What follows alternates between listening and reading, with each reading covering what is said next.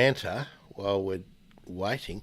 That's the special bit that only the live audience ever get to catch. So Holly, Yeah. let's do the housekeeping while I think Okay. of it. Sure. Do you know about the Toondah Harbour protest on the 14th of May? No, I've been Okay, away a week. I have no idea what's going on. I don't know anything about it except that Millie might be going to it, and that might be Okay. where I'm catching up with Millie. Cool. So keep your eye out. There might be Okay. something there. And are you free on the 8th? Because that's the last one I've got before I head off, and then we'll have to juggle on top of that. Hello, those of you jumping in. We're just waiting on all the notifications to go out. If you're new, put in the comments where you're listening from, and it also helps me. Let me know if you are new. Let me know where you found out about the bird emergency and the Monday with Holly program.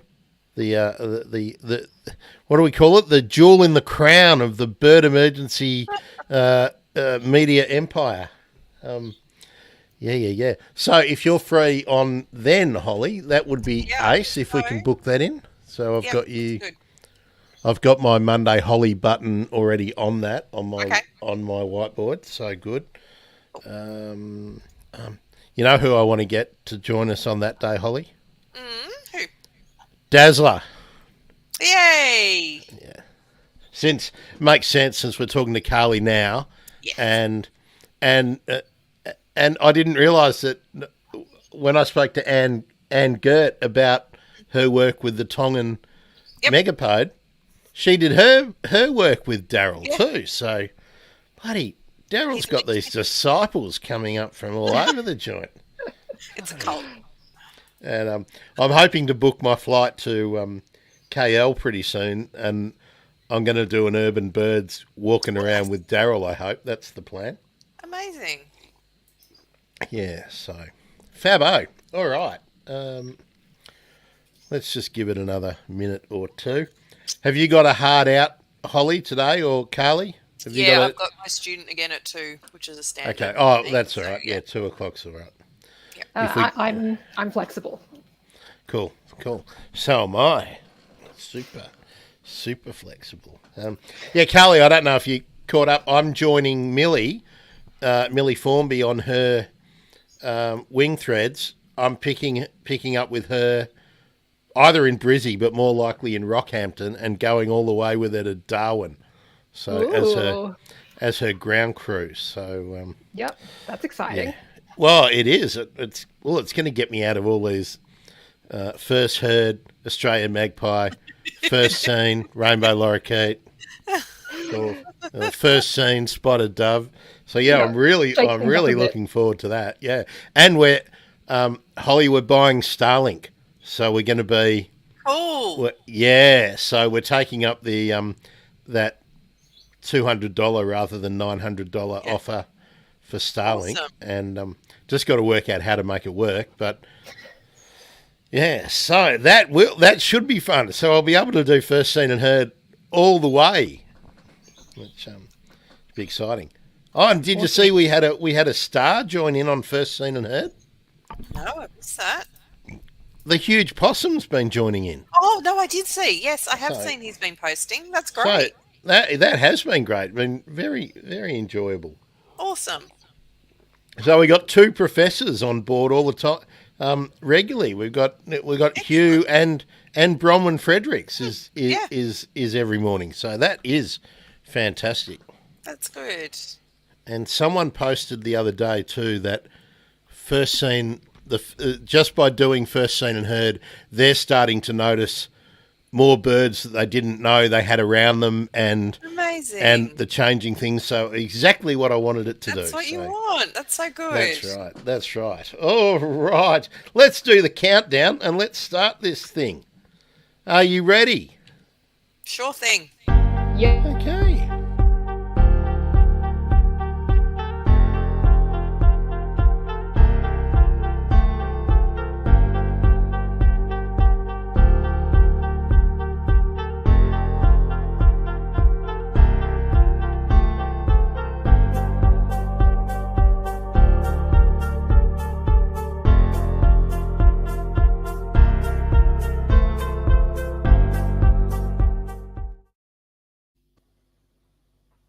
G'day, bird nerds. It's Monday, and it's the special Monday. It's Monday with Holly Monday. How are ya? Really good. And not only Holly, I've got another doctor with me and another urban bird doctor. Hi, Carly Campbell. How are you?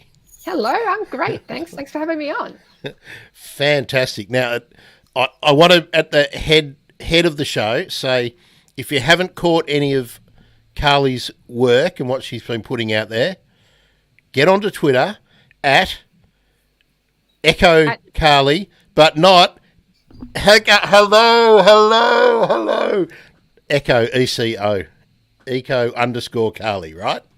Yep, 100%. And that's a really easy way to catch up on what Carly has been putting out there as part of her thesis, but also Griffith University News. Griffith News, what's that? news.griffith.edu.au, and they've got a lot of summaries of what Carly's been working on.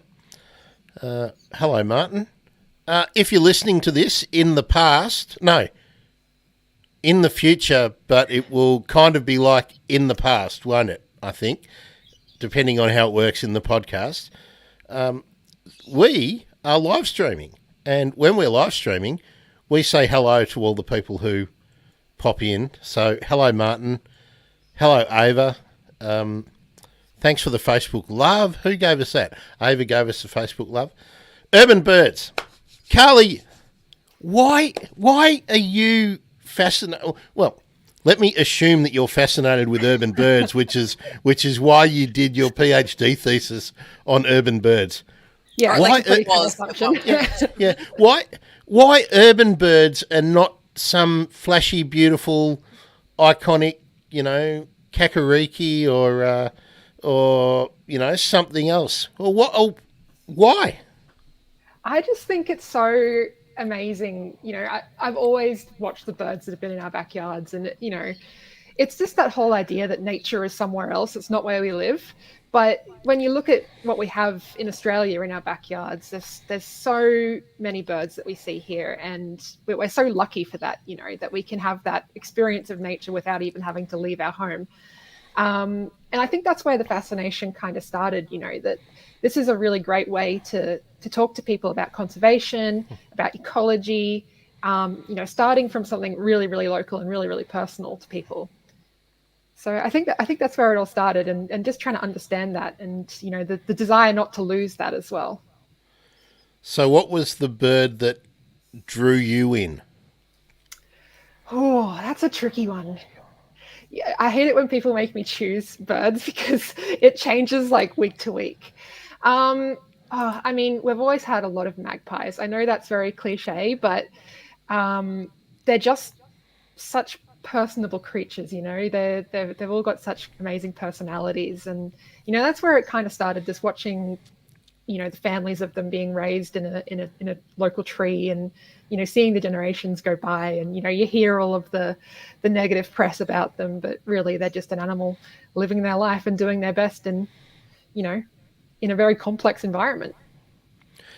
I want to put something to two of you. I saw something yesterday, and I didn't go and record it because I was doing some other things, but I had the windows and the door open, and my magpie group were doing something that I hadn't noticed or heard before. That call they do, which is just like a squawk, where they're kind of just talking to each other, but they're not warbling. There were four of them in a tree, only 30 metres from my front door, so I could hear them no matter where I was inside. And they went on just squawking, no other call, for about 2 hours. Have you seen that before or heard that before? 2 hours is a long time. That's a really long time. It was. It on really. You know what it reminded me of? Ever been in a? This takes me back to when I used to babysit my cousins when they were sort of between 6 and 10, and they were playing Snap. And all you hear for hours is snap, snap, snap, You don't hear anything else. It's not like when they're playing Go Fish and there's other conversation. It's just snap, snap. It was driving me a bit bonkers, but I wondered I really wondered what it was for. It wasn't bickering. It didn't seem like they were chatting, where they're sometimes just out there doing short warbles and long warbles. This was just this constant squawk, and they weren't on the ground. They were up in a tree. All in the same tree, too, by the way. Yeah. Weird. Anyway, magpies are amazing. Holly, I don't think we've ever mentioned what your sort of gateway bird was. You know, what got you from, you know, drinking UDLs at your party in year 9 to studying urban birds at university? Oh, look, I don't think I had a gateway bird. I think I had a gateway person. Well, I thought you were going to use another word there instead of person. So. Yeah, look, it's a really good question. I don't think I had a bird that really sort of drew me in as such. I think it was my dad loves birds and nature, and I just sort of grew up with various experiences, you know, of him pointing out birds or him, you know, finding an, you know, injured wildlife and getting it to rehab or something like that. And so just having that connection around. And I think then, you know, very long story, I decided I wanted to do science at uni and particularly interested in biology, but I was actually always going to go, I used to call it upstairs because all the labs were upstairs and all the ecologists were downstairs at our uni. And so I was always envisaging I was going to go upstairs and I was going to do biotech or something like that. And then I think push came to shove and I had to decide, and I went, I don't think I want to sit in a lab all day. I think I want to be able to go outside. And that's where I ended up. I still actually don't go outside that much. I do sit in front of a computer more than I actually get outside. But I look at pictures and I hear nice stories. Now, Martin has convinced me that I wasn't crazy and that my magpies aren't crazy. Okay, excellent. Now Martin's up near Gladstone, so it's not just a white-backed magpie thing. Yeah, so it's really cool. Oh, Holly, I want to follow up on that story. You know, the worst decision...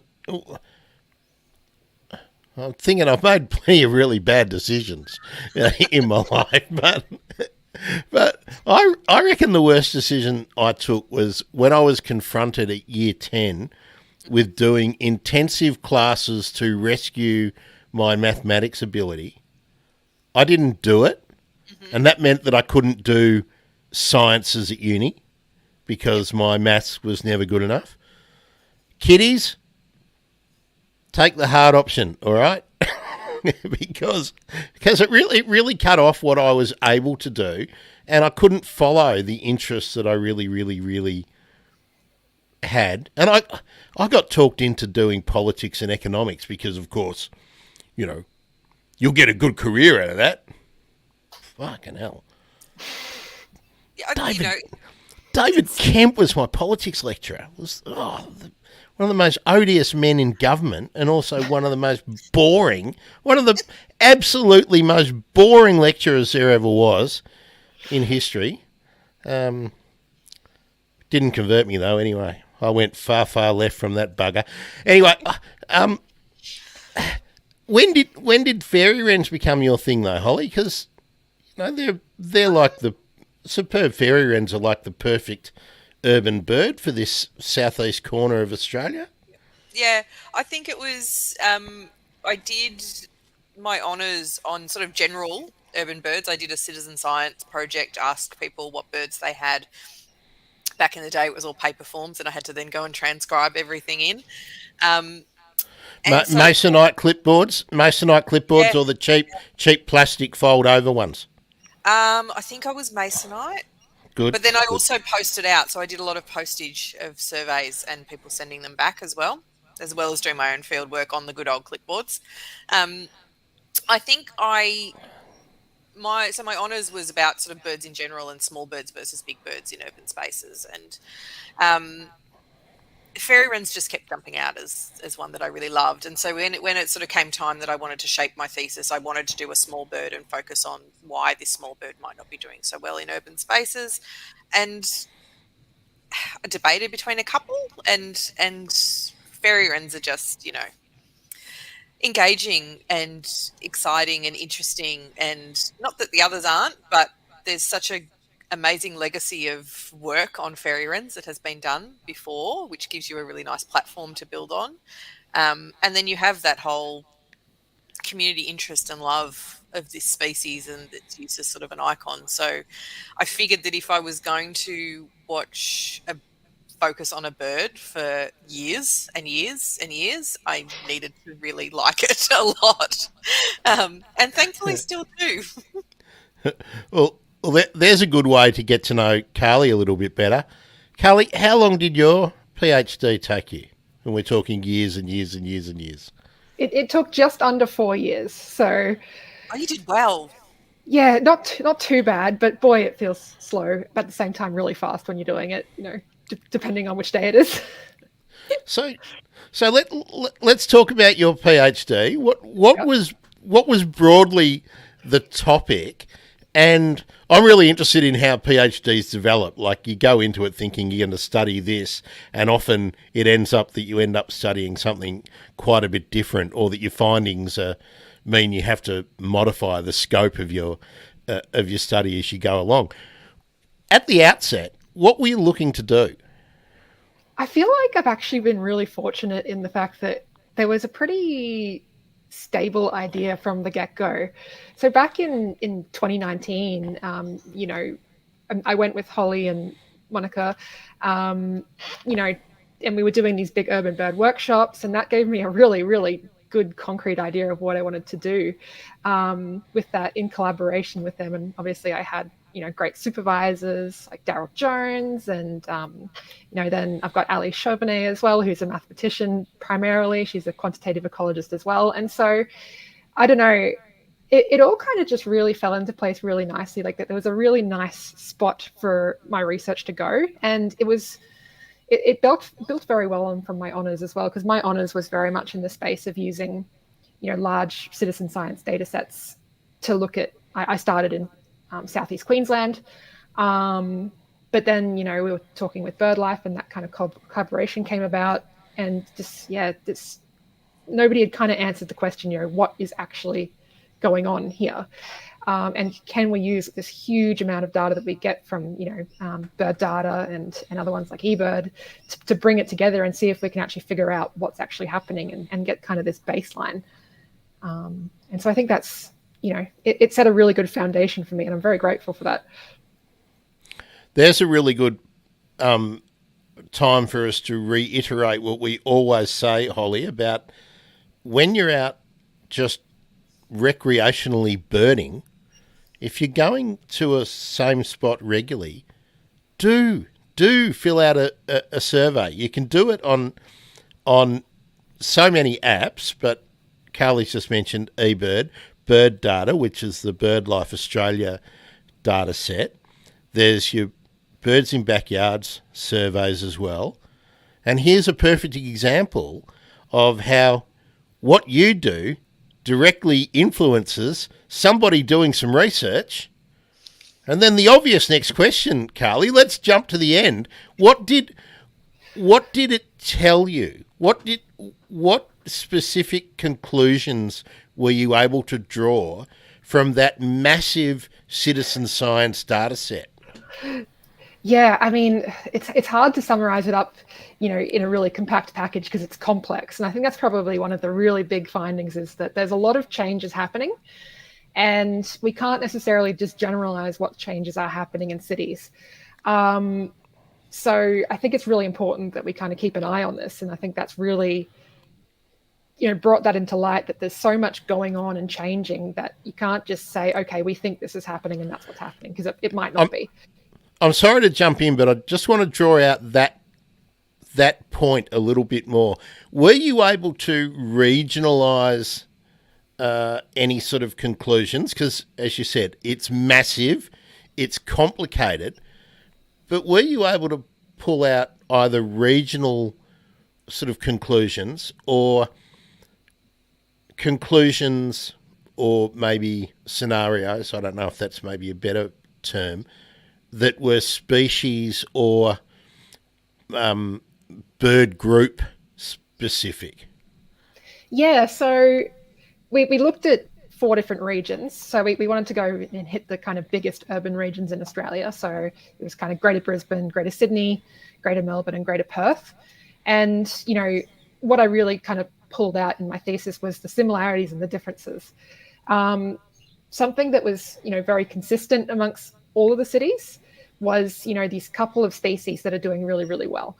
You know, the obvious noisy miner, rainbow lorikeet, you know. But then there's also the species that weren't doing so well. And then there's the interesting groups of species that some did well in some cities, while not in others, and interesting things like that. Probably across all regions, something that I've kind of spoken about a lot in the thesis was, you know, rosellas.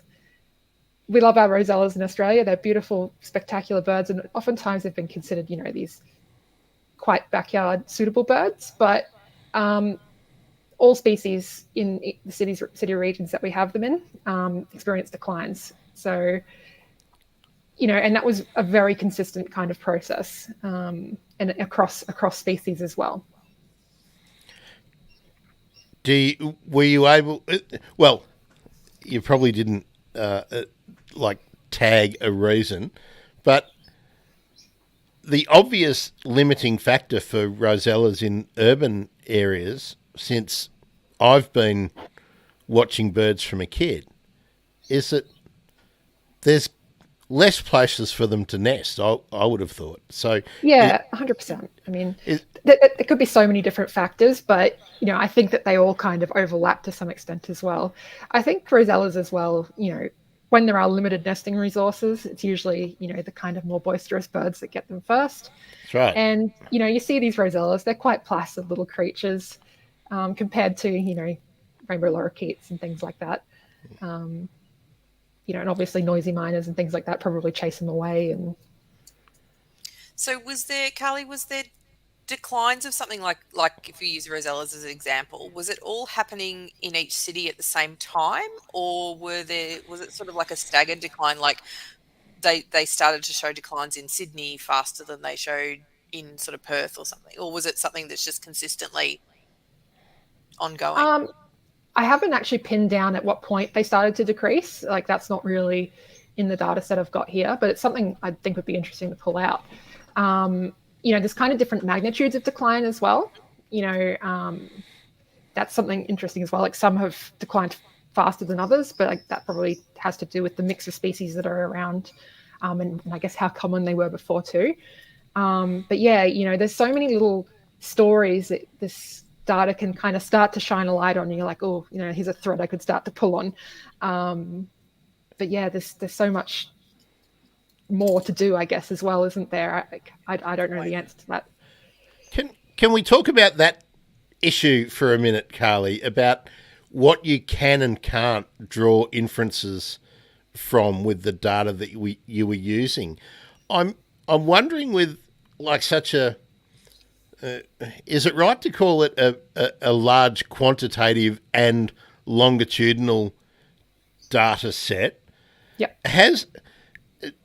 Is it biased in a way as feeding birds has become more popular in local areas, and that bird watching generally has become more popular, particularly during the pandemic? So the anecdotal stories tell us. So in a way, does that mean that recent data might be skewing the picture, that depending on where people are taking up bird watching and what percentage of those new people are adding either to Holly's surveys or the BirdLife survey generally, or eBird, or any of the other data sets that are out there, do new people coming in skew skew the data when you're comparing it with, old data when it was really hardcore bird nerds doing the input? Yeah, it's a really great question, and it's something we have to think a lot about when we're dealing with this kind of data. And so, it's not just a number in, number out kind of situation. There's quite a complex statistical model. This took weeks to run on my poor old computer, to try and capture as much of this as we can, and tease out what's actually the signal and what's the noise. And so we do kind of a lot of diagnostic steps to look at the data and see if there's, where could be issues of variation. So interestingly, we looked at, a big component of the analysis that we did in our paper here was that it's looking at the length of the list of birds that each bird occurs on, and it's using that to kind of as a proxy, I guess, for how much effort went into that survey. So if it's a really long list, it's probably going to have been somebody who's been searching for longer, or they're, more tuned into the birds around them. They can figure out birds by calls and things like that. Whereas if it's a really short list, probably less time. And so that's something we looked at. And over time, interestingly, and much to my surprise, the average length of these lists, so the length of the surveys that's coming in this data, it stayed pretty consistent. So as much as the way that we've been observing birds has been changing, there's this consistency in the data set that was, surprising to me, and it's interesting in and of itself that that's there. But sorry, I want to clarify the consistency in the number of species found or recorded for each location over time. But was it the same species, or were you able to tell that, or has one honeyeater been replaced by noisy miners, or has a rosella been replaced by rainbow lorikeets and starlings and common miners, for instance?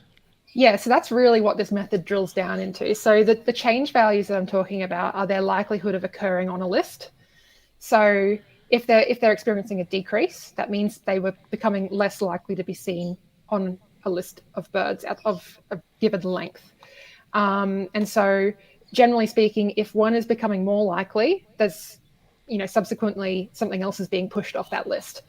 And so from this, we've found that, the rainbow lorikeets, the noisy miners, the currawongs, a lot of the corvids, they are making up a larger proportion of the birds that are seen on these lists, while, those smaller species, the more placid species, things like that are falling to the bottom of this. They're occurring less frequently now than they were previously on these surveys. Holly, people do listing in different ways, and I've really learned this while I've been talking to people about the first seen and heard, hashtag first seen and heard, get on, and also in the context of Photography Friday and for photographing birds. Some people won't record a bird on their list if they can't get a record photo of the bird. Some people will record calls if they don't see the bird. Some people like me will record if they see it and if they are confident with the identification of a call. Do those different methods for people personally making their own lists, Carly, do they skew your data set? Like, is there some sort of agreed method of what is acceptable as a sighting when people are entering into, for instance, bird data or eBird? Yeah, so that's another really interesting question. So there's certain surveys that we do exclude. So generally incidental surveys where somebody has just been like, oh, I've seen an interesting bird, I'm going to list that one single bird. Because ultimately people are probably going to record that if that's, something special that they've seen. And so, we've pulled out the surveys that are following, the standard bird life methodology, because, usually they're pretty consistent. That's, the 2 hectare and, the area searches and things like that. And so, you get a pretty good idea that, if people are doing that, there's some level of consistency there. Obviously, it does depend on the person. But with large data sets, though, the more data you have, the less likely that like you can start to draw in what is more likely to be the signal, because there's so many points to work from. I just added Paradise Parrot, by the way. Yeah,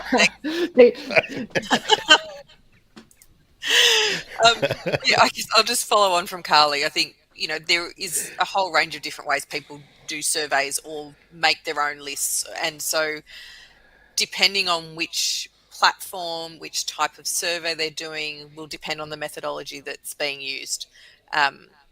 So, for example, with the Birds in Backyard survey in bird data, it's, either a 20-minute count or a weekly list of the birds that are within your space, just within your garden, not flying overhead. But then if they do a general bird data survey, then there are options to do a 2-hectare 20-minute count, or it's all around that sort of structured monitoring, which enables us to better do the statistical analysis if we can control for the type of methodology that's being used. And so... But bird data surveys allow the call, don't they? You don't have to visualise the bird. Yes, it allows the call as well. That's right. Yeah. So, when you design these citizen science surveys or these platforms, you try and give some structure to how the survey should be done, so we can better do those analysis. Because, otherwise you're comparing apples and oranges, really, if you've got a different survey methodologies being used that could just be, somebody going out and listing the birds in their garden over sort of 2 weeks, and somebody going out and doing a 20-minute count. The survey data is not comparable because it's just 2 entirely different methods. So the more that people, if you're wanting to do bird surveys and put them in, follow the guidelines that are in the whichever platform you use, because that means that the data is going to be able to be used more widely. I think it's important to note that different types of data have different uses as well. Yeah. So even sometimes those most simple, reporting a species that's around, if it's an interesting species, absolutely do an incidental, because there's probably somebody out there doing research on, that species, and is like, oh, great, maybe somebody saw them here. Maybe it's worthwhile looking into that. And just for the sake of accuracy, for the pedants out there, I don't visualise birds and put them in the surveys. Okay. Scouring your records. That's right. I see birds and I hear birds. Visualising birds. Oh, that's maybe why I put the Paradise Parrot in. I don't know. So, Carly, are you able to quickly give us an idea of what the differences were in the urban birds that are doing well and that have maybe fallen off over time, that in the data you analyse in the 4 city areas? Yeah, I can quickly kind of go through, who the kind of real winners and losers are in each city, if you like, if you want to use that terminology. So starting in Brisbane, is going alphabetically. It's the usual culprits. The noisy miner is the largest increase in prevalence, so it's occurring on much more frequently on lists than it used to. Followed by the welcome swallow. So again, really, that's doing well. Wow. In car parks here, they are everywhere. Wow. Well, that's why they're not here. They're not coming down anymore. They're staying up there and not moving down. Wow. Yeah, I think that I did see that it actually declined in other places, but around here they're everywhere.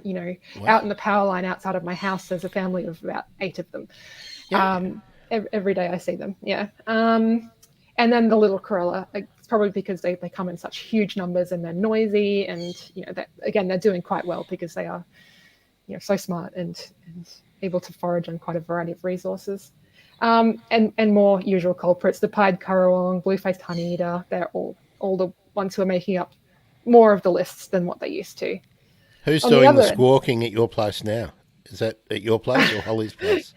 That's at my place. That's actually my longtime pet Konya. I was going to ask you if it was a cage bird, but I wasn't sure. Yeah. My girl has been around for yonks now. Very cool. Very cool. Yes, she's lamenting because she's in her cage at the moment. In terms of the decliners in Brisbane, the pale-headed rosella was the greatest decrease.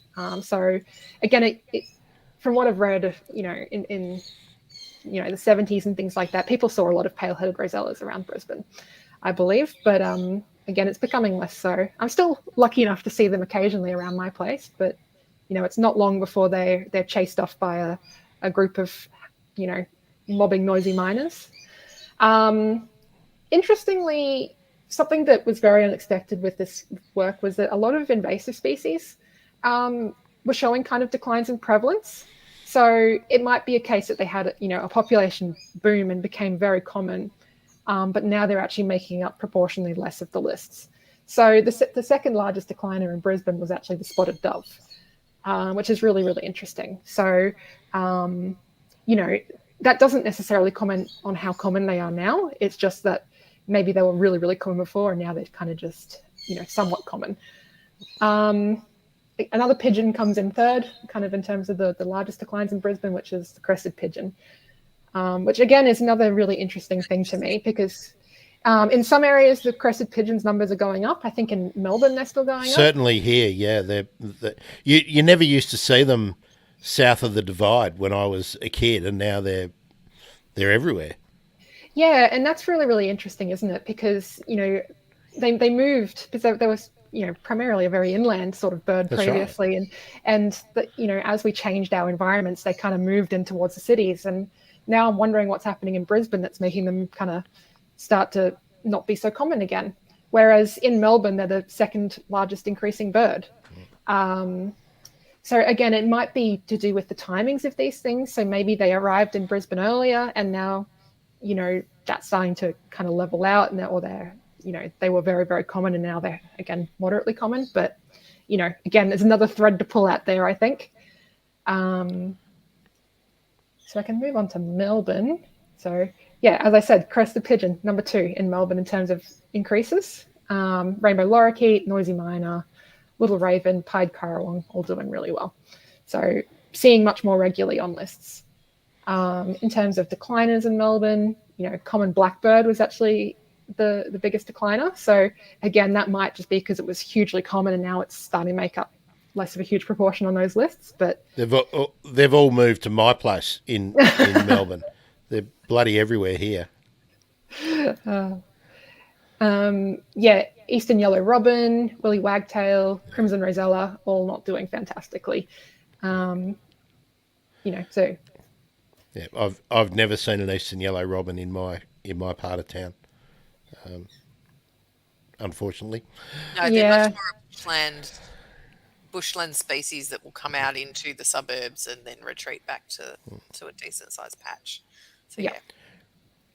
How about Sydney? Wagtail's interesting though, because woolly wagtails in some areas do really well, and certainly in terms of reporting rates and things, we see them sort of doing quite well across birds in backyard surveys. So yeah, I think it's one of those cases of it. They're doing well, maybe in Brisbane. I'll have to double check, but it varies on a city by city basis again, and you've got to wonder what's going on there, whether it's what's happened to cause that change. Sydney, rainbow lorikeet and noisy miner, by and large, are the big increases. Again, it's the same culprits pretty much across all of them. The rock dove, so feral pigeon, is doing well. Funnily enough, we just got a comment about the feral pigeons. Oh, good timing. Yeah. Australian raven, welcome swallow doing okay in Sydney, according to this as well. Corella, pied currawong, And in terms of decliners, house sparrow, which is really, really interesting again, because that's something that's happening not just in Australia, but worldwide. House sparrows seem to be, copping it worldwide, which is really interesting because, they were such a common bird everywhere for such a long time. Carly, have you ever heard the story of why I started the bird emergency and why it's called the bird emergency? No. I feel like this will be an educational experience. Well, it's completely relevant to what you just said. I started to notice that house sparrows were becoming rare, like rarer around my place and sort of everywhere I was going, that I could remember them being just absolutely everywhere. Now, where I am, we've still got house sparrows, but there's more tree sparrows in sort of more often. I'm seeing large groups of tree sparrows, and tree sparrows are quite a nice looking bird when you see them compared to a house sparrow. But it just got me thinking that, gee, if house sparrows aren't doing well, I wonder how other things are doing. And then, of course, a very, very, very cursory literature search showed me that birds were just declining everywhere around the world. And I kept seeing the word emergency in so many academic publications, and I thought, there's a bird emergency. Okay, so there we go. There you go. It's so interesting just how, these things that were considered so urban, something has changed in our environments now, and it's just so interesting to think about what that could possibly be. And, again, another thread to pull out there. Yeah, the house sparrows are that common, that they're that species for people that they've noticed their absence. I don't know how many talks I've done over the years, and 9 times out of 10 somebody will ask me, where have all the house sparrows gone? I used to see them all the time. And it's just that common recognizer that people have picked up on. Yeah, and the damn shame is that they haven't been pushed out by red-browed finches or double bars or, or diamond firetails. They just haven't been replaced, which is, pretty scary. Carly, what about those icon birds of Australia like the kookaburra? How are they faring in most cities? We also shouldn't leave out Perth because you haven't got to Perth. Yeah. Sorry, yes. Sorry, Perth. Can't forget about Perth. Yeah, so Perth was really interesting. It was a little bit of a different story in Perth, but again, it's still the same kind of thing. So corellas are right there at the top. It was interesting to see red-tailed black cockatoos up there. As doing well, yeah. Okay. And some small birds doing well there as well. Like, interesting, it came up that the weebill was, having an increase. So again, something else to kind of try and figure out what's going on there. That's really cool, isn't it? I reckon that tells you that the people doing the surveys in Perth are a bit more in tune with little birds than maybe in the other cities, because so many casual birders, people new to birding, wouldn't even know that there was a weebill, just because they're difficult to see unless you're focused on canopies. You're not going to see them buzzing around your feed table or on your lawn picking up, fallen seeds or breadcrumbs or whatever, which is how so many people in cities are introduced to their local birds. Yeah. In terms of decliners, the laughing dove was the biggest kind of decliner, followed by the Australian ringneck. So again, it's another one of those, smaller parrots that's, suffering. Again, it was probably quite common previously, but now not so much. And next one was the singing honeyeater, declined quite a bit as well. I wonder what's pushing the laughing dove out in Perth, if it's being replaced by a local species.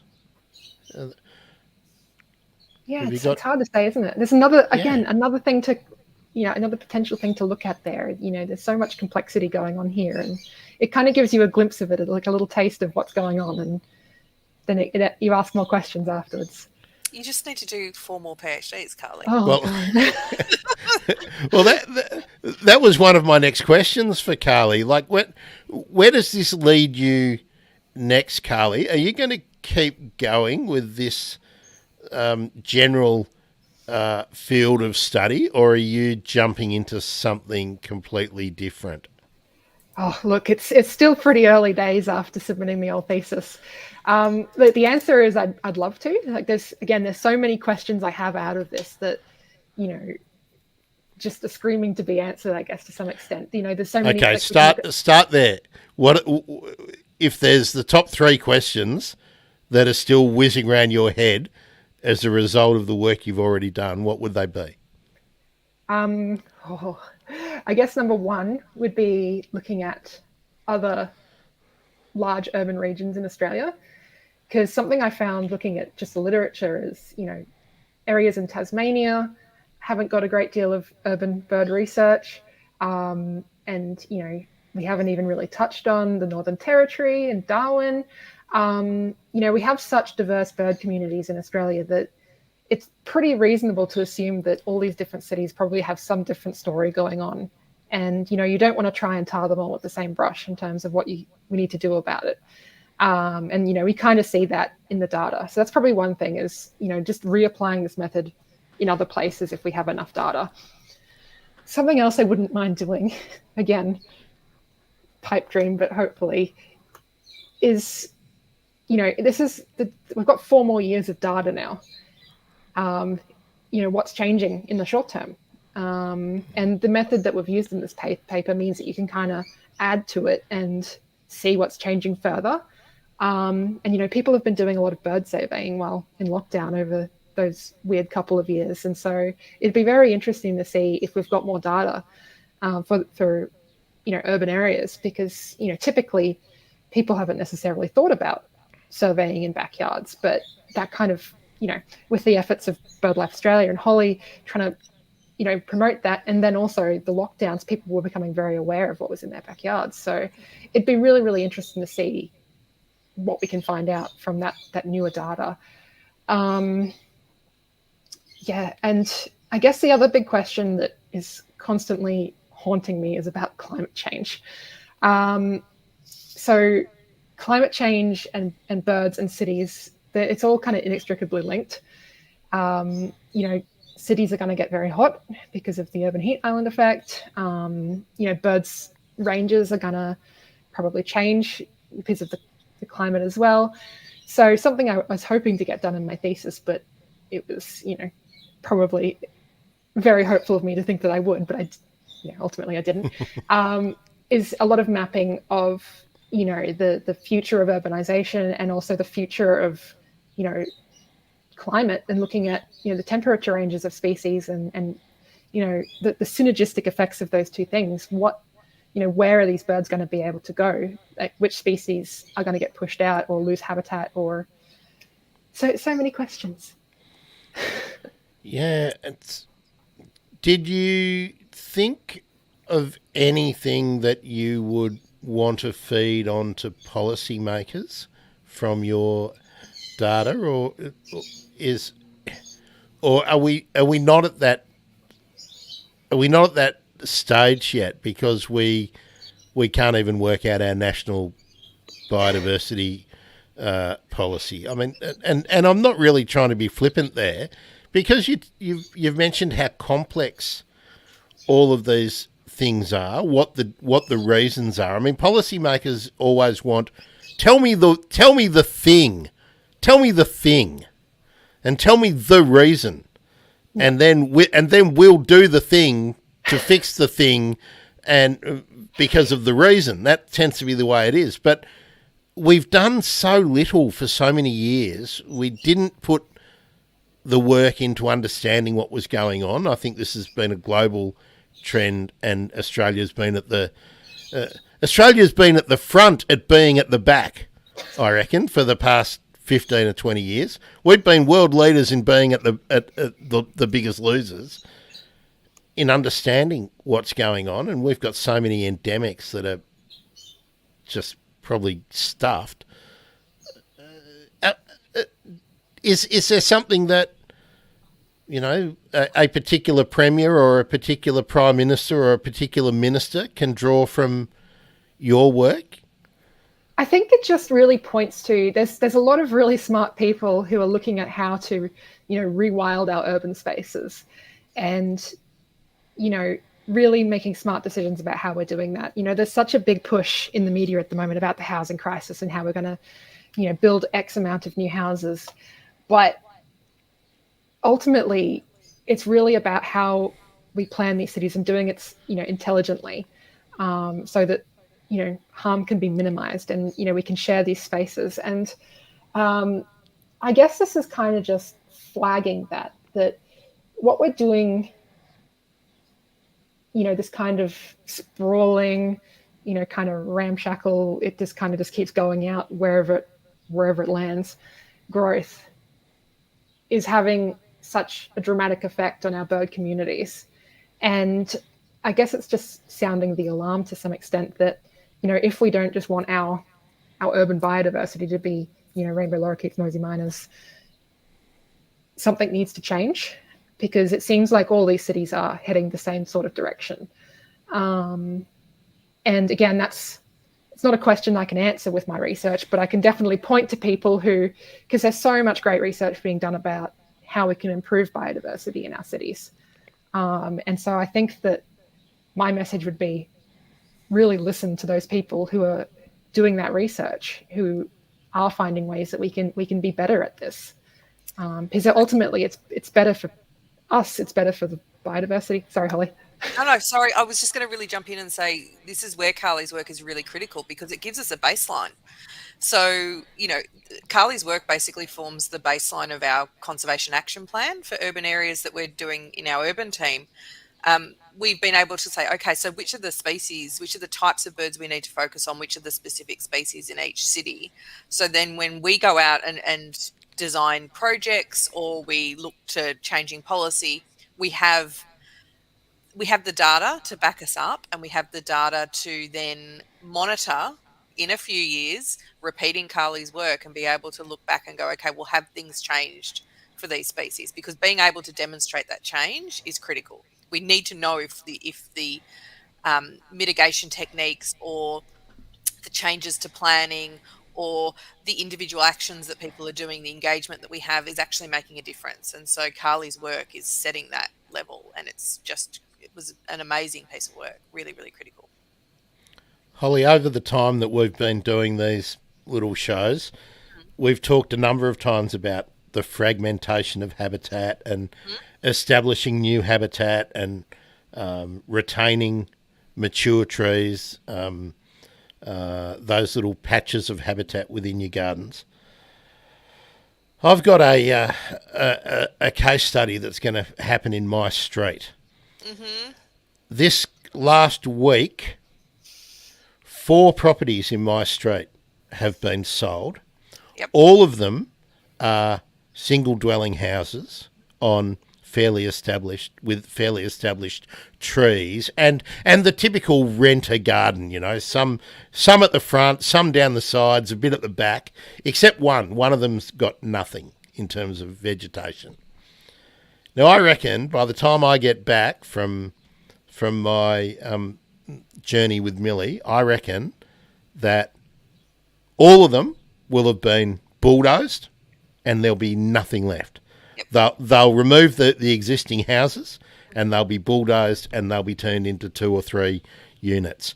And 2 of the places have got important mature Grevillea robustas and are they still Eugenia smithii, the lily pillies?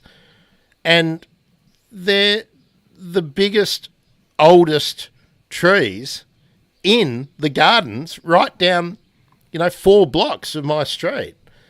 So just the fact that people have sold, and they're probably investment properties, they were renter occupied. It's going to really alter my little world with the birds that I get, and that's happening in every neighbourhood, in every town and every city in Australia, and indeed around the world. Can we win? Well, I would like to think so. I don't think we will ever get the outcome that you or I might like to see, as an ultimate. But I think it does come back to that. How do you best design cities? Because people need somewhere to go, but the sprawl is not sustainable, which means higher density living for people. But that also means that you need to better manage and better maintain and better probably acquire larger patches of bushland habitat within urban spaces to provide recreation, to provide habitat, to provide spaces and recognise where they are those significant trees and how to best conserve them. It's multi-layered. It is incredibly complex, and I don't know exactly what the answer is yet. Can we go down that rabbit hole a little bit, Holly? And Carly, I'm really interested in your thoughts on this too. The situation I've just given an example of, most, certainly I'm sure my local government wouldn't consider Eugenia smithii or Grevillea robusta to be vegetation that should be retained. I don't think they'd be nominated as a species in my locality, and I reckon in most localities they wouldn't. Do we need to have a look at urban planning guidelines and change those definitions for significant vegetation? I mean, you've mentioned before, Holly, one of the plants that significant funds is spent to eradicate is enormously important habitat for little brown birds in this country because there's nothing else left. How? I mean, Carly, what do you think? Do we need? I mean, you might be more familiar with what the rules are for the, and the city of Brisbane is actually a really large area. Would the situation that I've given there, where there's a couple of non-indigenous but native plants, the significant trees in the landscape, would they be protected under most development guidelines in the city of Brisbane, do you think? Oh, very unlikely, and I think it comes down to this whole, just adding to this and maybe going on a slight tangent. I'm in the exact same situation. So I live, way south of Brisbane, out, so in the bushland. And please tell me you're down near Eagleby. Yeah, sort of. So Okay. I'm kind of closer to Daisy Hill Forest and things like that, if you know where that is. That's Cool. kind of Yeah, the birding spot. Yeah. And people move here because it's a green suburb on the outskirts of rural. But the sad thing is it's kind of that individualistic kind of mindset is, just every few days I hear tree loppers. And I'm just like, people are specifically coming here to live in the greenery because it's not close to public transport. It's not, yet people get here and then they decide to start removing trees. And so my neighbor just moved out and they've got a lovely piece of land and it has some beautiful big trees on it. And that's where the eastern rosellas the pale-headed rosellas often end up. And new people moving in, I'm like, please don't take down the trees, And I think to some extent it's, that you can legislate as much as you want. I mean, I don't know how much on individual properties that's going to help, but I think if you get people to get attached to trees somehow and shrubs and really value that greenness, something might change because there's still, I don't know where this legacy comes from, but people are still really frightened of having large trees in their yard. And, we do get cyclones, come down this far south, occasionally, and storms and things like that. But there's just such a strange perception of trees. And I think trying to get people more engaged with their local environment is probably a big part of it because, you can blame local governments and things like that for a certain amount of it, but so much of it is going on in people's backyard as well. Yeah, no, it's everybody's problem. Carly, are you going to then become that neighbour where you go down and say, hello, here, I baked you a cake, welcome to the street. By the way, I'm Carly, I'm an ecologist. You see that tree? It's really, really, really important for our local rosellas. I don't know if you've seen them. Oh, look. Wow, there they just went there. Did you know that they breed and roost in this tree? I mean, absolutely. And, it's trying to, spread the word and be subtle because you sometimes find people stop listening if they think you're being too, ridiculous. No, you have to bring them subtle. in. Yeah. And they've complimented, because there's only like, we've only just got this really small fence between our properties, and they've complimented us on our yard, and it's like, yeah, we've got amazing bird life here, and you know, just planting the seed that it's special, Yeah, and yeah. That sense of place and looking after it. Yeah. And it's making that big deal of it. Oh, look, did you know you get pale-headed rosellas in that tree? Yeah, that's so cool. And They're so pretty. That's amazing. Yeah. and that's when it's acceptable to tell the white lie. And did you know they're rare? Yeah. They're really important. Did you know they're rare? Yeah. So. Well, I can point to my research and say they're declining here. So Well, yeah, absolutely. This is where I wonder how. I mean, Holly, I always get grumpy about this, and I overplay the grumpiness in a lot of cases to elicit responses, because I think we need to tug at people. But you've just sort of nominated the problem that I see as the biggest one we've got, Carly, which is people are really attached, obviously, to their land because it's such a massive investment, and they've always got dreams of what they want to do. But part of the problem is just us, isn't it? Like, I've decided that anyone who's a landlord who has a house other than their own is really essentially part of the problem. Our whole economic basis for the well-being of everyone in society, based on acquiring property and developing property, is essentially the problem.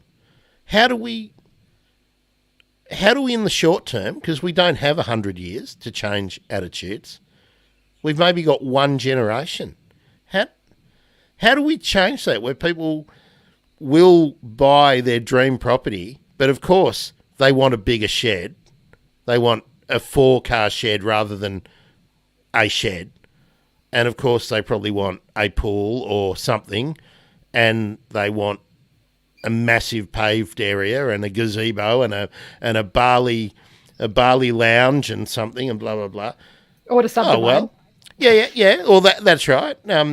Because that's how we're affording to buy our flat, to our investment flat in near the University of Queensland, because that'll set us up for life. How do we change the attitude that removing 6 eucalypts is a massive problem, rather than going, it's only 6 eucalypts, look at all the trees around us, because everybody is removing 6 eucalypts. It's just the old adage of the tragedy of the commons, isn't it? It's yeah. And it's not a simple question to answer. I don't think we've gone really deep down the philosophy rabbit hole here. I think because I guess we can just try our best. Is it? We just. Yeah, I'm always amazed at how people think that. Well, it's a little bit like the whole offsets argument, but let's not get into that. But that people will often think that it's all right. I've taken down these 80 to 100-year-old eucalypts, but I put in 20 seedlings. I went and bought some tube stock from the local Indigenous plant nursery, and I've planted them along the fence line. That's okay. Well, tell your bloody rosellas when they're looking for somewhere to live. Don't worry. These ones are coming in 70 years. There'll be a hollow for you. Just chill out, all right? What do we do, Holly? You're out there talking to kids often. We talk. Yeah. We talk. We get the message out as much as we can to the people who have an interest, and then we educate kids, we educate adults, we encourage them to spread a message as well, because, they have a greater influence on their sort of family and friend circle. But it's hard. It is hard. I don't know what else to tell you, really. All we can do is keep pushing the message out there and talking about the value and what benefits. You have to play to the benefits of the people as well. So it's not just, while for us it's the benefits for the birds, for other people it could be keeping their, costs down on their electricity bill because the tree, they're getting some shade from the trees and it's keeping their house cooler. It's the benefits for their mental health by having a nice space to go for a walk. It's talking about the benefits for the individual as well as the benefits for the whole as well. So looking for a positive again, after being grumpy, Grant.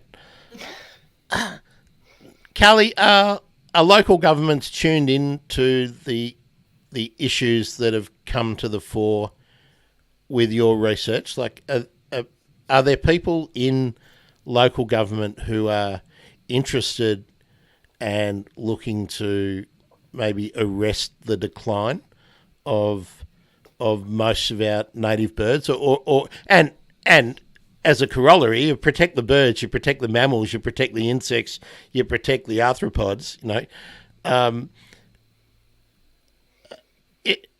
Have we got people in place in those? Because local government is not only a policy making body; they're also an enforcement body for these issues where someone has removed vegetation, and you rarely see people actually prosecuted for doing it. So is it a top of mind kind of issue for people in planning departments now? I think it's. I think across the board, not enough is probably the short answer. But it depends, council by council. Some are trying really hard, and there are some great examples. But ultimately, until the constituents are demanding for change, local councils, I tend to find they're very immediate in terms of their concerns in the broad sense. It's things that are, people are discussing loudly that tend to get the attention. And, I think that is where that comes from. I don't think that there's an easy answer to that question because, again, there's so many different local councils and different priority groups. And, most of them could be doing more or much more. But, I think it has to come from the people to some extent too, because that's the only way that a lot of these local councils will have the motivation to do it. It's pretty hard to compete, isn't it? Because there's a ratepayer and a constituent who wants to do something, and then let's just say you were engaged as an expert to come down and talk about the importance of something, those 6 eucalypts or whatever generic trees we talk about, then you become the outsider who is pushing their greeny barrow and infringing on the rights of the ratepayer and constituent. It's set up in a conflict model that generally means you probably won't win anyway because the bird or the tree or the mammal is not endangered anyway. That tends to be the way the conversations I have with people tend to go. I know there's going to be so much nuance to it as well, hasn't there? Because people do need housing at the moment. The housing crisis is, really pushing a lot of people to the brink with the rent costs and things like that. And, you've got to be conscious of that when you talk about these things, because you don't want to come across like you're saying no new housing, because again, that's part of the problem. It's not realistic, and then you're just coming across as unreasonable. But, what we're really saying is just, think harder, talk to the experts, consider it in the process. I need to get I need to get a hat. I need to get a hat, and it's just going to say unreasonable on it. I'm going to get one that says bird nerd, and I'm going to get another one. Maybe I can turn it around at the back, and it'll just say unreasonable along the bit at the back. Who's leading? I mean, we haven't prepped for this, so this is really question without notice. But in this space that we're talking about is really difficult because there are so many conflicts and so many competing desires. I'm wondering if you're aware of places in the world or people who are working on either the policy or the designs where people are really living with nature while they are developing cities. Because I often see stuff where, we're doing green stuff on a roof, or we're going to have solar walls, so they always focus one problem, but it never seems to be holistic. Is it just because it's just too hard? Well, it's expensive too, isn't it? But I think you see good inroads. I mean, I do feel a level of optimism when I see, I think Melbourne at the moment's been doing a lot of really interesting stuff with, their kind of floating wetlands and things like that. The man-made artificial ones, and talking about putting all of the green roofs on all their bus stops for bee connectivity. Like there's moments of optimism. It's just seeing all these things coming together, isn't it? And there's a lot of places that are doing a little bit right, and it's just trying to pull together, the best of to some extent. Yeah. Oh, it's just such a. It's like deciding you're going to read all of the famous 5 or Secret 7 books this week. There's just way, way, way too many. It's not going to happen. It's like, I see the good work that places are doing, and then you see that we still don't know whether Toondah Harbour development is going ahead, and it's like that. It's like that justification when they're going, yeah, what we're going to do, we're going to destroy the feeding area, but we're going to increase the areas where the birds can sleep. So, and people will go, oh, that seems like a fair trade-off. Let's get rid of every restaurant in the world, but we'll put up a dormitory. Yeah, okay, good idea. Actually, let's just get rid of all the farms, but we'll give everyone a swag. That'll solve the problem, won't it? I mean, there just seems to be no sophistication in the analysis. I'm sure it's happening behind closed doors, but it's never in the public discussion. Have you got an idea how we can make... I don't know, this will sound bad no matter how I do it.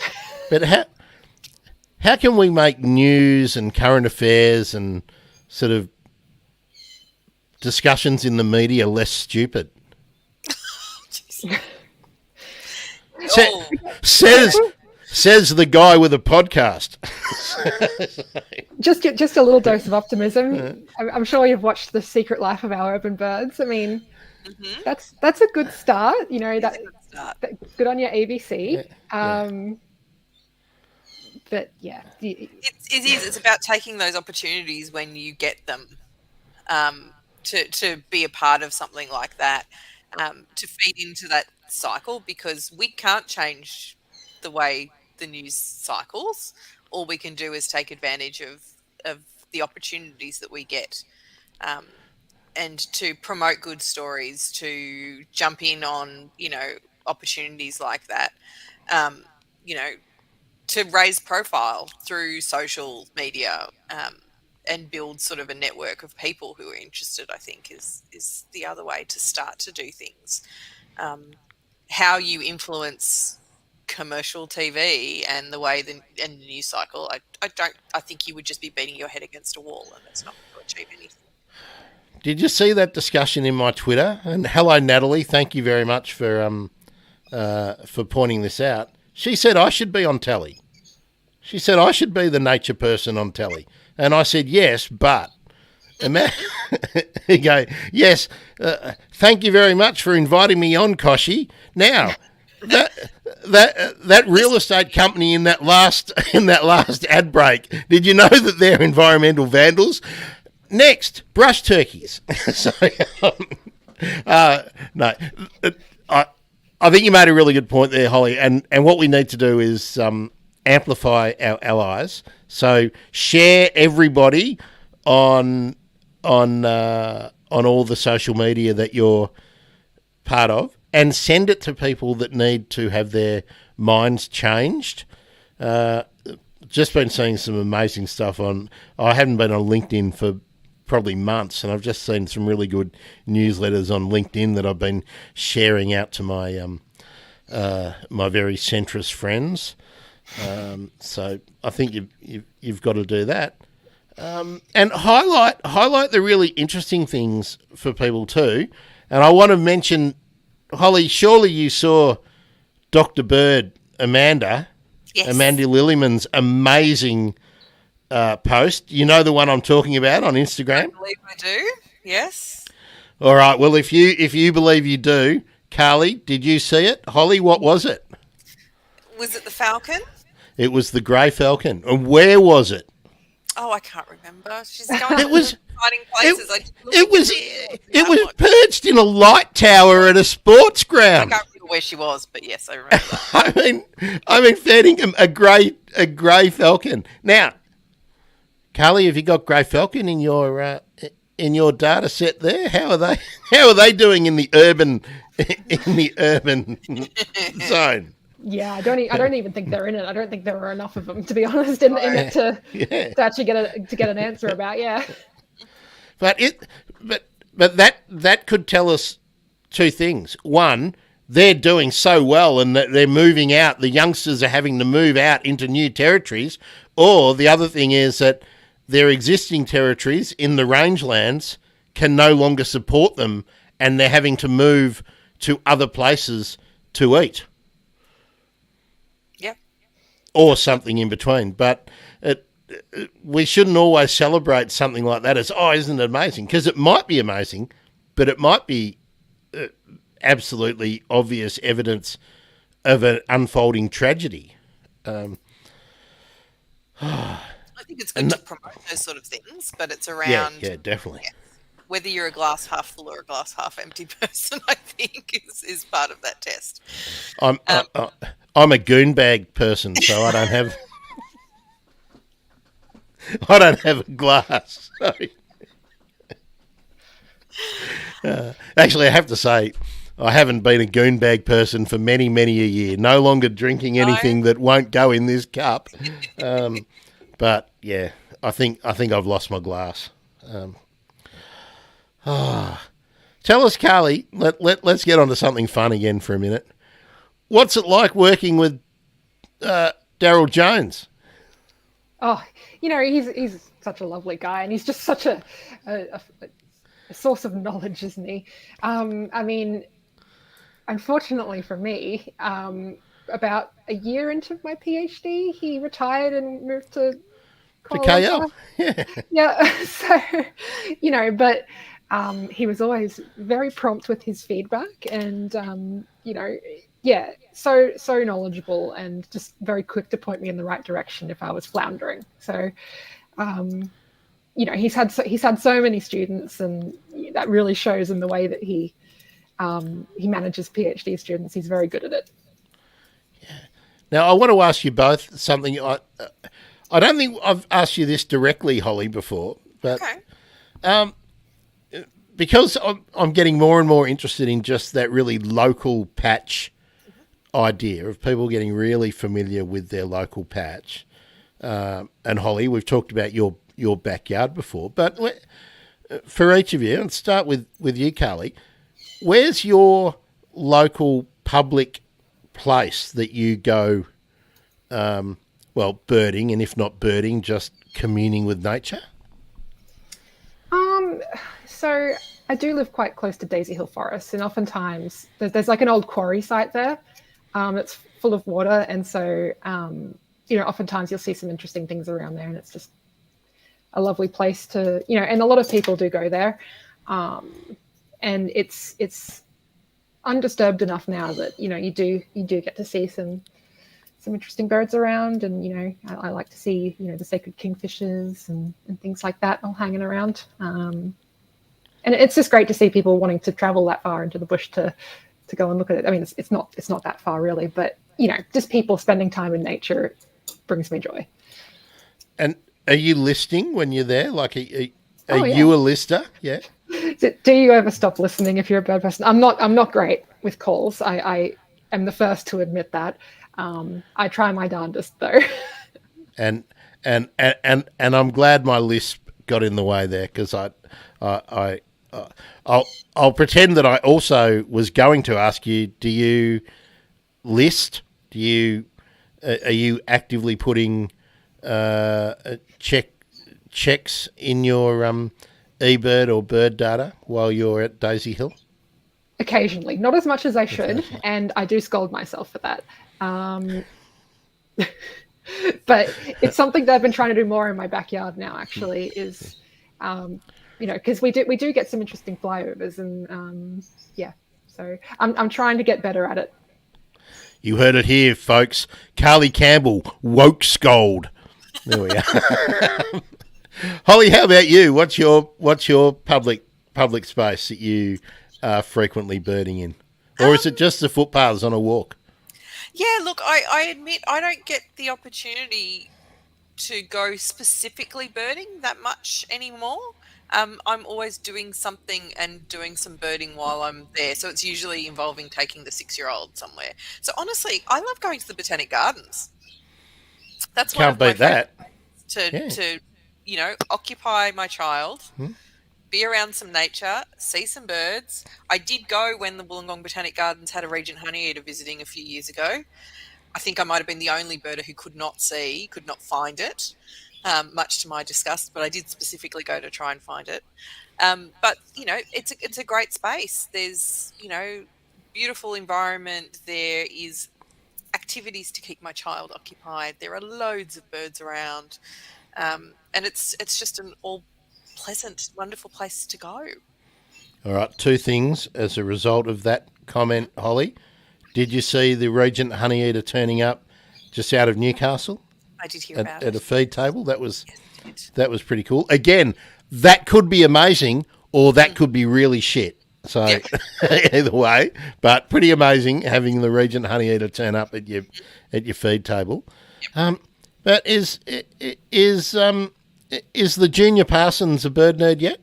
Yes, she happily declares it. I should have tweeted my little photo. I took her. We went to Minamara Rainforest last week in the school holidays for a walk, and I had my binoculars. There were no birds around aside from a couple of king parrots and I think a couple of satin bowerbirds. But she was like, "Mum, can I use your binoculars?" and was having a good look around. She does say her favourite bird is sulphur-crested cockatoo. Can't say I'm entirely happy with that, but hey, who am I to criticise what she loves? Well, you'll have to let me know her favourite colour, and when I do this the merch test, I'll do a bird nerd t-shirt. So excellent. I'm presuming it's going to be pink or yellow. Maybe pink or purple. Oh, pink or purple. Okay, so So proud bird nerd t-shirt is the thing. Very cool. Kelly, you're a plant nerd as well. Yes, increasingly so. I've in the less planted areas of my yard, I've been driving my husband nuts by filling it with she oaks everywhere because they just grow so well here. All right, well, let's nerd out. What are you planting there? Are you going a local variety, or are you looking for the form? Are you going for the equisetifolium so that you get that amazing drooping and the North Queensland character? Or? No, so I've gone for the local species. I can't remember the scientific name of it now. I'm failing my plant nerd moment. Stricta littoralis verticillata glabra. I know I've got some littoralis. I've got a couple of different species though. Yeah. Otherwise, I'm definitely a big fan of the Brisbane wattle. I've been going pretty crazy with that. So Acacia fimbriata, which is a very nice tree. Which is one of the beauties, and it's also the it's not a Brisbane one, but the Mount Morgan wattle is one of the best for a backyard garden, especially if you want to keep the lorikeets happy. Not the lorikeets, the rosellas happy. When they're flowering, they go spare over those seeds. Oh, the amount of seeds that ours are producing is crazy, and it's happened so quickly. So I'm a very happy camper. And what I'm wondering if you've got a yard list.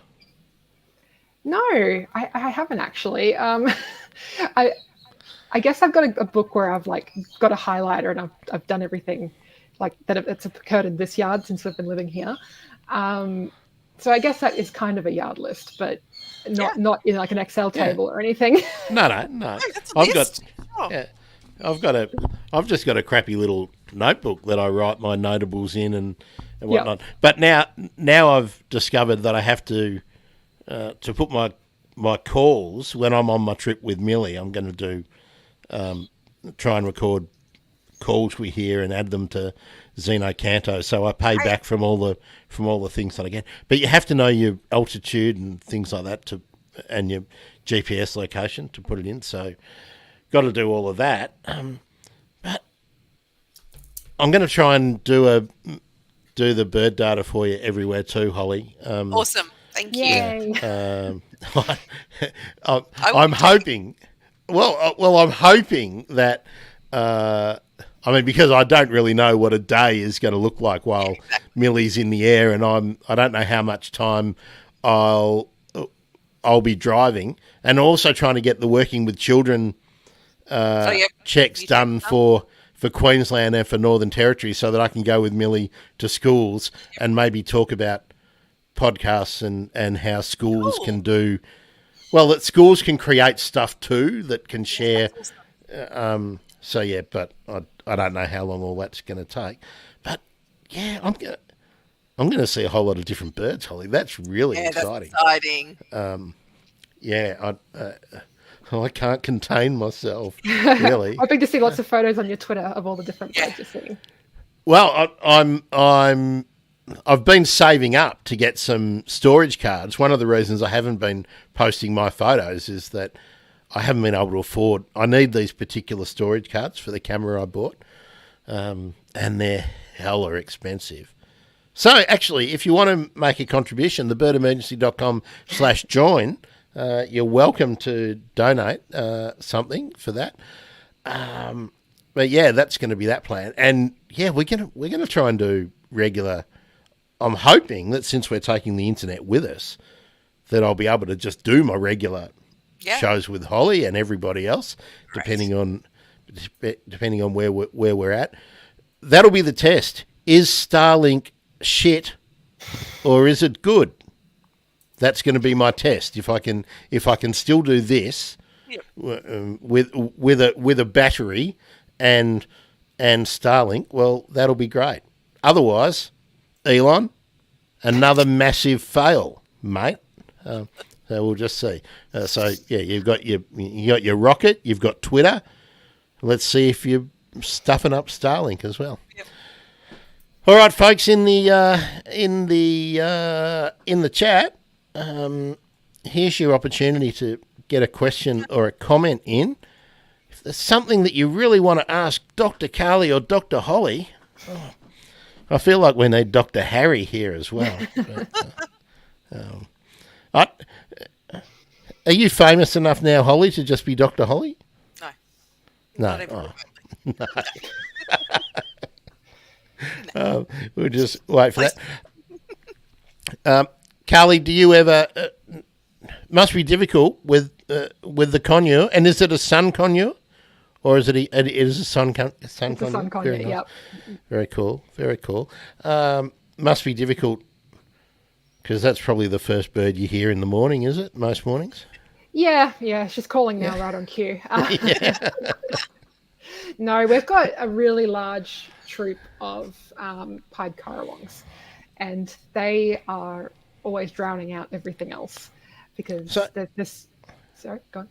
So you hear the currawongs before you hear any magpies at your place? They're pretty loud, yeah. And they do tend to bully the magpies somewhat as well because there's quite a large group of them. I probably hear the kookaburras first, but they actually start, quite a bit before the sun comes up. The kookaburras, I hear them very early, and I'm like, shh, I'm sleeping. But yeah, no, often it's the pied currawongs because they're just making a racket in the morning.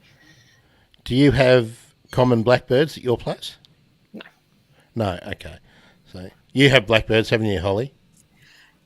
You remember I had that one that showed up for a little while and haven't heard him for months. Okay, He's well, disappeared, thank goodness. well, I'm happy for you. They've all look. It's April, right? It's the end of April, and they've already started the late night singing, and I think that's an indication of how things are changing. Yep. That it's they're just still trying to have another crack at the breeding. The spotted doves and the crested pigeons are still feeding nestlings here. It's it's wild. And Carly, in your data for urban birds, is there a randier bird than the spotted dove? Oh yeah, the crested pigeons. You're right, Holly. They are pretty randy too. Yeah. I don't see the crested pigeons trying to do it on the power lines, but I have. Really? I do. And in the middle of roads, wherever. Yeah. On the ground for sure. But I reckon. Now this is going to upset any of you religious people out there, but I reckon that God, when He's sending people back for punishment, He's not sending them to hell. He's sending them back as a female spotted dove. I reckon that would be the hardest thing in the world to be if there are any male spotted doves around. And if you've got spotted doves near you, you know what I'm talking about. You know, don't you, Holly? Yeah, I do. Yep. There we go. All right. Do they have PG or anything like that on podcasts? I don't know. I don't know. All right, everyone. Well, you're going to have to get your questions in because I'm going to go into lunacy if we're not careful. Holly, I wanted you to give us an update on urban birds programs at BirdLife Australia. What's coming up? What's going on? What's coming up? We are getting ready for another powerful owl breeding season. So if anybody has any powerful owl sightings, they can email them to powerfulowl@birdlife.org.au and let us know where they are. We're in Sydney and Brisbane, about to get all our amazing volunteers out monitoring their territories. We also are about to get some artificial hollows out for gang cockatoos in the next month or two, which will be very exciting in southwest Sydney. Doing a project on that. That reminds me. Look, Okay. I've seen a number of people on Twitter in the last little while talking about where they're seeing gang cockatoos. Nice. Now, are gangs like normally popping up in Adelaide or in the Adelaide region? I don't think so. No, I wouldn't have thought so, but someone was posting as if it was just regular. They're coming in for the hawthorn berries and whatnot, which is where I used to see gangos in eastern Melbourne and whatnot. You'd see them coming in for the hawthorn berries. But I was a bit surprised that they were even popping up in Adelaide. To me, but hang on. No. The distribution map is just into South Australia, but that's what I thought. So, and this throws back to Carly about the data and who's seeing things and whether people are putting them in. I mean, let's put the call out. If you're someone from Adelaide who regularly, in years gone by, has been seeing gang cockatoos in Adelaide, do shout out and let us know, because that made me go, ooh, I think that's I think that's pretty wild. wow. Because it's unlikely that people are misidentifying the gang. I would have thought. It's hard to mistake them for anything else. Yeah. Now let's see. Good on you for bringing this up, Naomi. I was going to make the point before. Do you think it's worth sellers trying to put some kind of covenant or buyer clause on the sale of the house to try and encourage sellers to do that, or do you think it's unrealistic? My gut feeling is that if you do that for instance, in my street, it means that you're not going to sell your place. You're certainly not going to get what you think you're going to get for it. If you have some kind of covenant where you can buy this place, but you cannot cut down those trees. And then, excellent. And then Toon it's Gabby. also what's legally enforceable, who's going to enforce it. If it's written by the seller, then what's the legal recourse for if it doesn't get followed? I'm not sure. Well, if they just cut it down anyway, Yeah, that's right. Who sues who? Yeah. Does the seller come back and try and sue you, and then a judge says you've got no interest in this anymore? You've already sold it. Now, H2 Rider, or Stormy as we know him, Powerful Owl reported in Toon Gabby. Amazing. So yeah, that's good. Naomi's just clarifying that would be on the covenant on the trees. Yep. Yes, Martin. Martin, I'll be up in your region sometime soon, Martin. I want you to take me bird watching too, by the way. Yes, you should do a suburban checklist, and you should do whatever. Have you got no gangs in Toon Gabby? I would not have thought so. Martin, just let's do this as well, but just let me know how long is it going to take me to get from Gladstone to Rocky if I have to make my way there without independent transport. Just give me an idea, and I'll see whether it's worthwhile putting that into my itinerary, jamming it in. Carly, which regional areas would you? Are there any regional cities that you would target? I mean, I'm thinking you're going to have to do Canberra, and you're going to have to do Adelaide, because we need to find out how the gang's doing in Adelaide. The big restriction is with data. In a lot of the smaller, cities, that would be the big restriction. Because the thing with big cities is we've got a lot of eyes, and a lot of people participating. But the smaller the population, perhaps the fewer people who are going to be doing it, and then you don't kind of reach that critical mass of data that you need to do something like this analysis. Canberra would probably have the data. Canberra, and I suspect Adelaide and Darwin would as well. Yeah. So, Carly, just quickly give everybody an idea of just how much data you had. Oh, the time span and the amount of records. It was amazing. It's millions of records of birds, and each of those records can have multiple birds on it, and quite a number of them. And it spans back to the 50s. So it was a lot of number crunching, and it's to filter that much data. It's got its own challenges with it, and just getting the computer to run that can be a challenge in and of itself. But yeah, I feel very fortunate to be able to do it, that we have that kind of data available. That's something that, one scientist could never achieve on their own. Hordes of scientists couldn't do it. So it's something that, we can only do through citizen science. And I think that's really special. Absolutely. Yeah. Just bear with me for a second. I'm just checking the bird emergency stats. I need to look at the new stats. No, they've changed platforms, so I can't see. I was just looking to see whether we've hit 50,000 downloads of the bird emergency yet, but I can tell you I did a useless stat for the bird emergency. 3.6 million minutes have been listened to. That's great. So, well, yeah, that's how if you can't make one stat sound amazing, find it, make up your own one. So there we go. 3.5 million minutes of the bird emergency.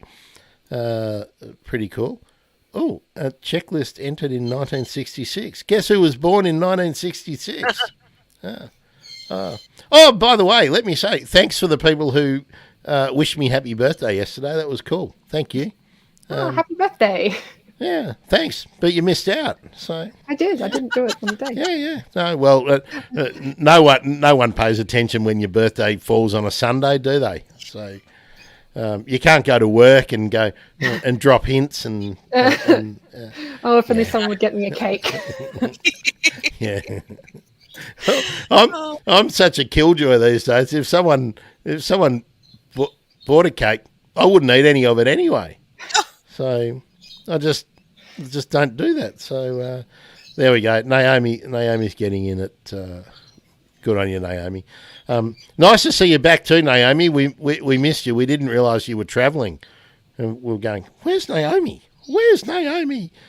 A checklist in eBird entered in 1966. Hey, Martin, have you got a link for it? I'll bring it up. I'd love to have a look at where it was and what they were saying, and just have a little discussion. What it was. We'll play some. We can play some waiting music while we. Which one will we put on? Feeding the Ducks. We'll put Feeding the Ducks on while we're waiting for. There we go. A bit of thinking music. I'm waiting for you now, Martin. I wonder if it's just a record that somebody had from 1966 that they've entered belatedly, or if somebody's made a mistake and put it in the wrong date in there. I don't even know if you can do that in eBird though. Well, I wonder. Well, if it's something that someone's entered from a hard copy that they've written down somewhere. So it was just one record for a red-capped robin. Where was it for, Martin? Was it for your area? Like, why were you looking up the red-capped robin? Or maybe it's after what Ricky and maybe Martin was listening to the Birdwatching Deep Dive with Ricky Coughlin, and we were talking about red-capped robins a week or two back. So, yeah, birds of a feather think together there, Carly. Martin's online with you. Oh, I can take this off now because we don't need thinking music because he said it was just one entry. I was hoping it was going to have really amazing things like turquoise parrots in someone's backyard, and there were some golden shouldered parrots in on the outskirts of Rockhampton or something. But no. Carly, anything really surprising or amazing that you saw in your analysis of the data? Like, did I think the one that probably shocked us the most was just the declines so consistently amongst invasive species. It kind of made me do a lot of thinking about, there's kind of a lot of management attention on these invasive species, but it makes me think about how much of that needs to start be going on to these other species that are doing really, really well, like the noisy miners, and yeah, it just kind of reframed my thoughts on that a little bit, that it's probably, again, more complicated than we thought, that, just because it's native doesn't mean, it doesn't need management like some of these invasive species. Yeah, some of the protection laws maybe need to be tweaked a little bit, don't they? I'm trying to think of what the example was the other day where someone had asked for my advice about who should they contact about something, and I just had to say your local council it was for removal of something. Oh no, it was to get they wanted to trap a magpie to take some. They saw some cotton or something wound around around its leg, and unfortunately you can't really do that, can you, Holly? You've really got to get someone who's licensed to do it. To contact Wildlife Rescue. Yeah. And see if they're able to come out and take a look. That's really the only option. Yeah. Handling birds, if you're not experienced, is really tricky, let alone a really annoyed magpie. Right. And you could do some damage to you and damage it quite easily. Right. And so many birds look like they're okay when you handle them, and then they drop dead 6 hours later from the shock. So, yeah, always get someone who is licensed and experienced with handling any kinds of birds. Carly, starlings, are they on the decrease as well? And I need to ask you too.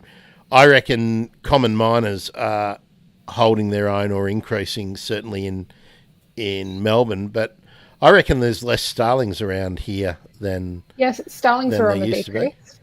I think in my records as well, miners, like the common miners, were decreasing as well. Again, it's a relative decrease, so they got extremely common. We know that, and so a decrease doesn't necessarily mean they're rare now. It just means They're less common than they used to be. they're less common than they used to be. So it means that they're not making up as much of those lists as what they were. But yeah, very, very interesting. So it's interesting to speculate on those kind of reasons, isn't it? Because maybe new buildings, like as old buildings are torn down, and newer buildings, maybe Besser block kind of stuff and Hebel walls and all those kind of things, as the main main materials, might be lessening the space. The old weatherboard cottages, and everyone had a bit of loose guttering that the miners and the starlings could get into, and there were hollows as well. Maybe decreasing hollows means decreasing opportunities for them as well. And the rainbow lorikeets will take advantage of anything they can squeeze into. So, and I wonder how much the noisy miners have to do with it too, because they, I've seen noisy miners take on common miners, pretty frequently. Yeah. Just their aggression level's pretty unmatched. So it's interesting, and it, it's worth noting that these are at the scale of the entire city region. So a question I often get is, but I see common miners increasing here. On a small scale, there will be some areas where common miners are probably increasing, and others where they're decreasing. But on the whole, it's a decrease. You still have that local level variation going on. Yeah. And were you defined by local government areas, or how did you determine where, for instance, where did Melbourne begin and end? Yeah, so that was based on local government areas. Everything that was considered Greater Melbourne was used as that kind of shape that then all of those records were pulled for. Yeah. All right. What if so that does include some more rural areas, more CBD areas. So there will be a difference along that kind of urban environments are very different along that kind of gradient. So Stormy's just, I don't know if you're just telling us birds that nest in hollows or birds around you that are nesting in hollows. Probably birds around you. I wouldn't mind seeing in your area, yellowtail black cockatoos nesting around Toongabbie. Do you know about that, Holly? I don't know where their nest sites are, but they certainly fly through the area. I guess yellowtail blacks have got a massive range. So just because they're moving through the area doesn't necessarily mean that that's where their nest sites are. There's a, I don't want to say a big population, but there's a decent population of yellowtail black cockatoos around Sydney. A nice population. We'd like more. Yeah, well, we'd like more of all the black cockatoos, Absolutely. right? Absolutely. Particularly WA with Carnaby's. I mean, did you see the story? I think I tweeted it yesterday or the day before about there's a lithium mine proposed for an area where. Did see that. Fanicum, what are we doing where we could be using other kinds of batteries? Why are we making it all based on rare earth? I don't know, and lithium. I don't know. And anyway, what will the crazy people do if all the lithium is going into batteries? Right? What? I mean, I don't see that in the headlines. For crying out loud, I don't know. There's just too many problems. So. Oh, Carly, that one landed like a lead balloon, didn't it? That one. I'm no Barry Humphries. Let me tell you that. What's Naomi got to say? Yeah, glossy blacks. Yeah. Actually, I have a question for both of you. Are glossies doing well in some localised areas, but just generally over the whole range declining? I don't know, is my answer. Yeah, I'm not sure either. Pretty large scale decline, but I will find out before our next chat. I will talk to our glossy person in BirdLife. Yeah, I'd love to know if there's actually some strongholds, because all the black cockatoos follow the fruiting bodies, the mature fruit. So, yeah. I mean, management of any species like that is really, really difficult, isn't it? When they're not a resident. Yeah, that's right. Yeah. That's right. Stormy, yes, that's right. Laptops and mobiles do have lithium. There's probably other options, but that's the one that everyone's using. Do you ever feel like you shouldn't be doing stuff, Holly, because there's all these resources that are rare, or I feel bad every time we fire up the computer and the laptop and to do a live stream, because I think, well, it's not going to make any difference what I do compared to what X corporation is doing. But I get really mad when I see these internet companies going, carbon neutral. It doesn't mean they're saving anything at all. They're, I think every environmentalist has a regular existential crisis, I think, really, about what we do. And I think all we can do is try and minimise our footprint as best we can and acknowledge that there are things that we need. We need to be able to use laptops to communicate with people, to spread our message, to do our research, to run our code. There are just some unavoidables, and I would like to think that the benefits that we can put out there can partially compensate for that use. That's right. There's no doubt that the world needs BirdLife and BirdLife Australia and Griffith University. Absolutely. And the Bird Emergency live streams. Yes, Monday exactly. with Holly. So there we are. Now we're all depressed about the fact that we just sat and did a podcast on laptops using... Yeah. Carly, before we go, I wanted to get you to tell us what your role is now, because I saw that some of the descriptions of what your faculty is doing, or is it the department is doing, food security and all this. Tell us. Tell us about that. It's a broad centre, the one I'm in at Griffith. So we've got people who range from a wide variety of things. So I'm kind of more in the planetary health section of the centre, which is, it's a lot of ecologists and, people looking at water and, conservation in general. Then there's also the food security people who look at a lot of, improving agricultural practices and things like that. So there's a lot of people looking at, pollination by native bees and, all sorts of things like that. But yeah, it's quite a diverse centre, which is interesting. Yeah, no doubt. Carly, if people want to follow what you're doing, is Twitter the best place, or are you on the other socials as well? No, I tend to stick mostly to Twitter, so hopefully it's not too much of a sinking ship because of old Elon. So eco_Carly on Twitter is where I tend to I'm putting on my publications from my thesis as they come out, so more to come soon, hopefully, from that. I can't resist having a bit of a dig about Elon again, how he removed all the verifications last week, but then yesterday or today in the US, yesterday in the US, he bought them back for anyone with over 1 million followers. So It's just so pop stars and movie stars and whatnot, but then people who might be working in the conservation space who don't have 1 million followers, you can still be impersonated by some other idiot. It's just crazy. Carly, I really wanted to ask you this. I didn't know I wanted to ask you this until Naomi put this up. It's only slightly related, but made me furious.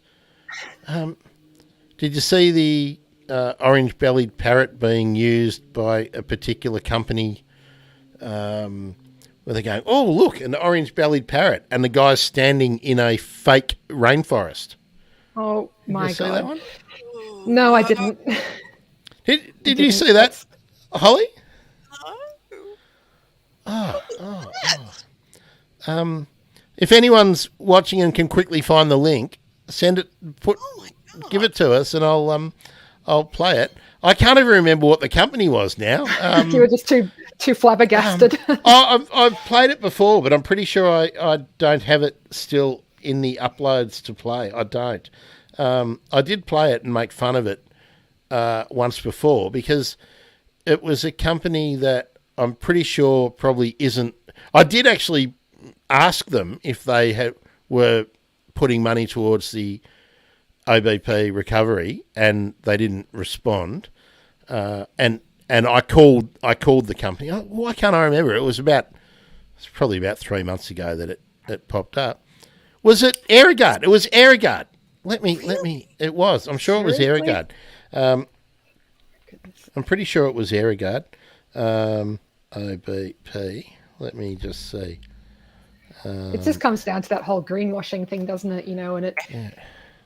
Yeah. When it's people who are interested in conservation and things like that, you get people greenwashing, and you just worry that people are trying to help, but they're getting directed towards the wrong avenues because of this messaging. That's wow. I'm just checking. I can't find it yet. It was. I'm sure I played the YouTube ad. Here we go. So let me get this up, open in the new window. Here we go. We can watch it and make fun of it in a second as soon as we get this up. And tell me what you think of this. So since I've already made my feelings, which one was it? Aerogard Max. This one. Here we go. Oh. Stop. Come back. Stop. I think you're frozen, Grant. I've frozen, have I? Yep. Hang on. I see what's happened. I didn't add it to the stream yet. Hold on. Rookie error. It started playing and it distracted me, and there we are. So, all right. So let's full screen it. There we are, and let me just start it again. Go back. Come on, go back. Here we go.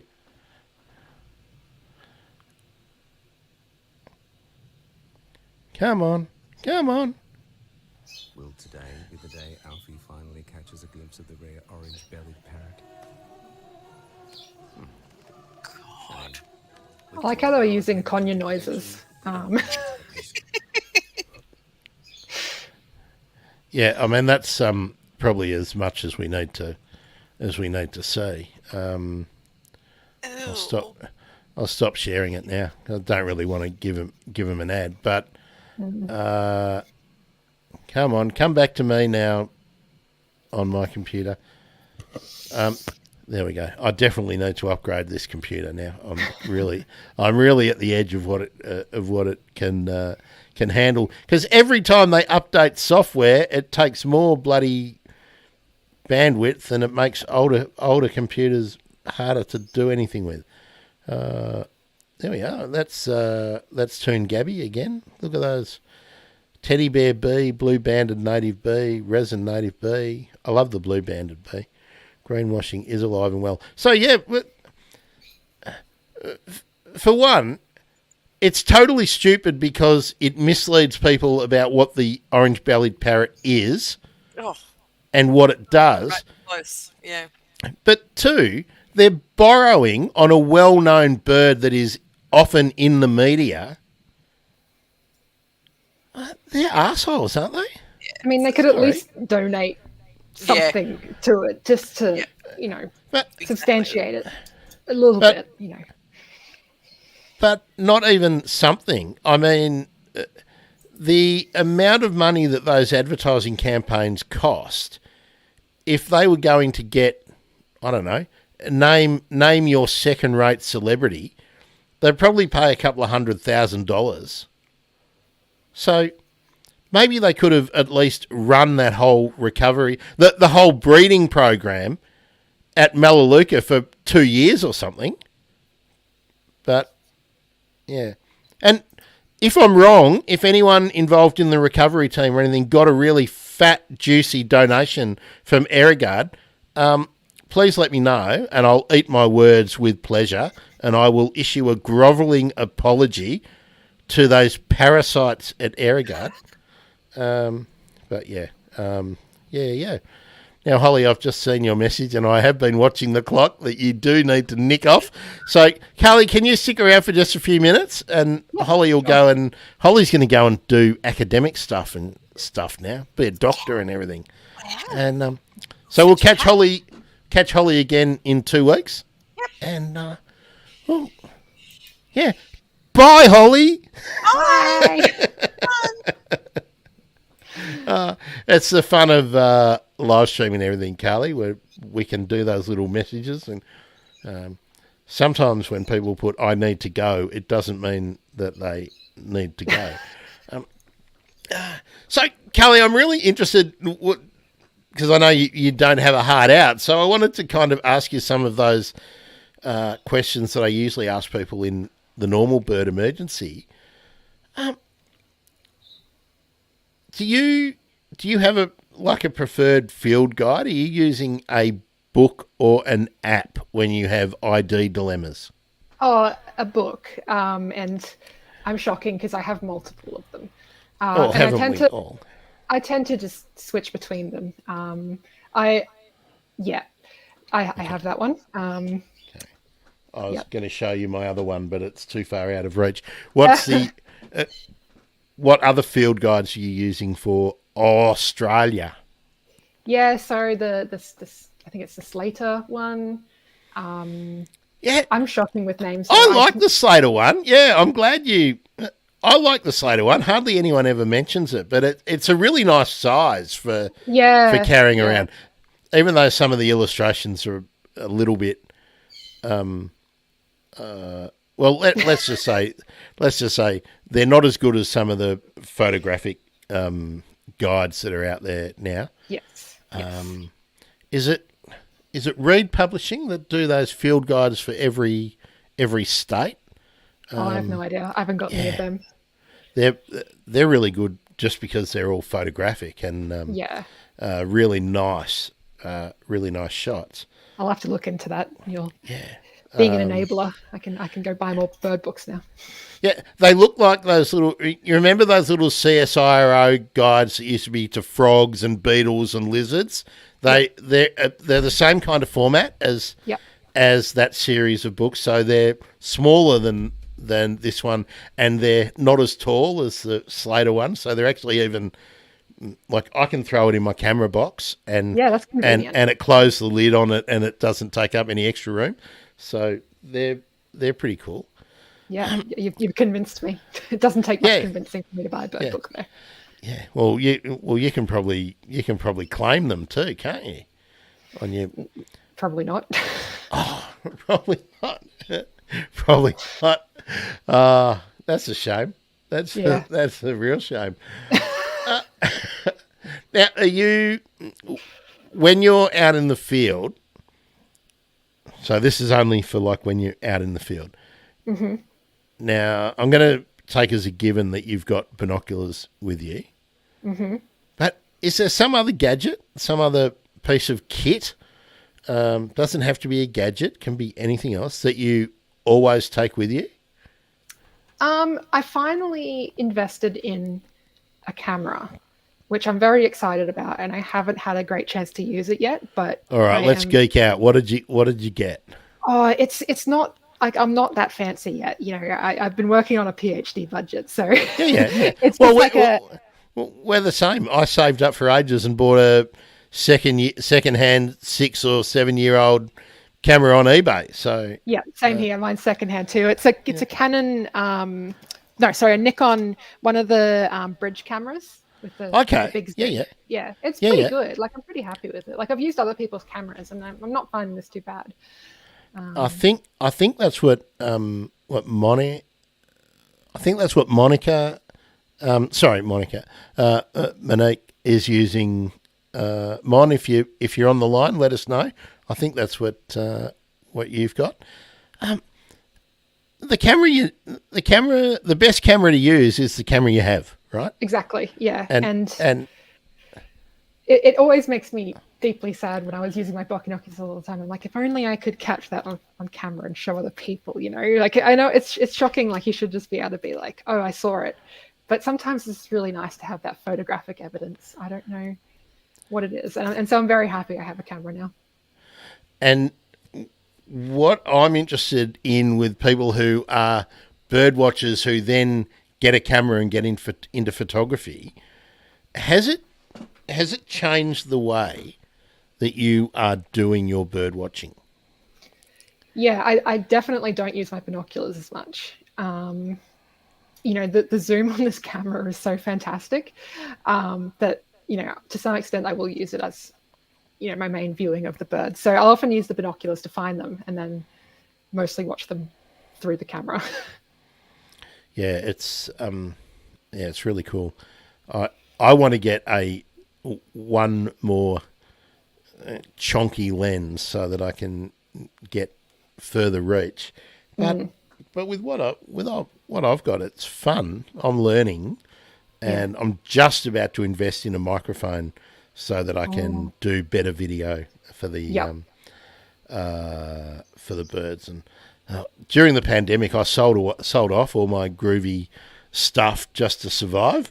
So because it was pretty tough for freelancers and stuff during the pandemic.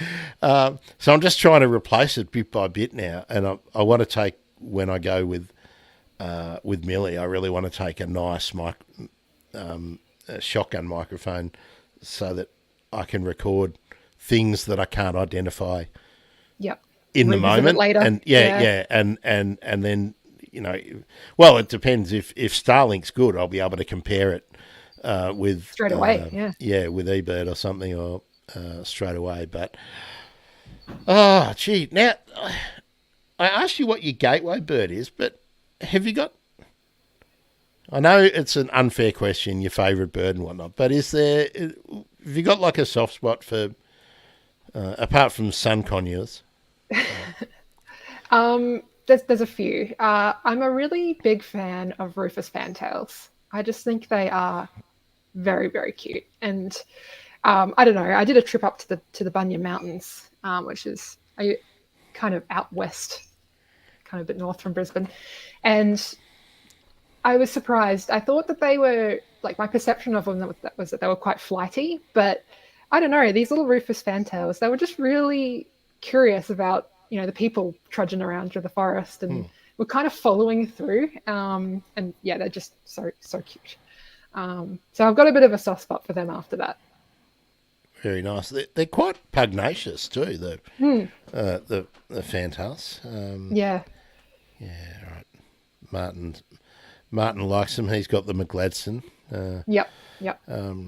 I've recently had a grey fantail. I've been seeing one grey fantail actually using these silky oaks that I referenced earlier on, that I think are in grave danger now that property has been sold. But I've been seeing it hawking around there. They're just great, aren't they? Fantails, they're just great to watch. Like, You can't get bored of watching them, I don't think, because they're always up to something. I don't reckon you can get bored watching any birds. I mean, True. Fair point. And actually, that's the next kind of question.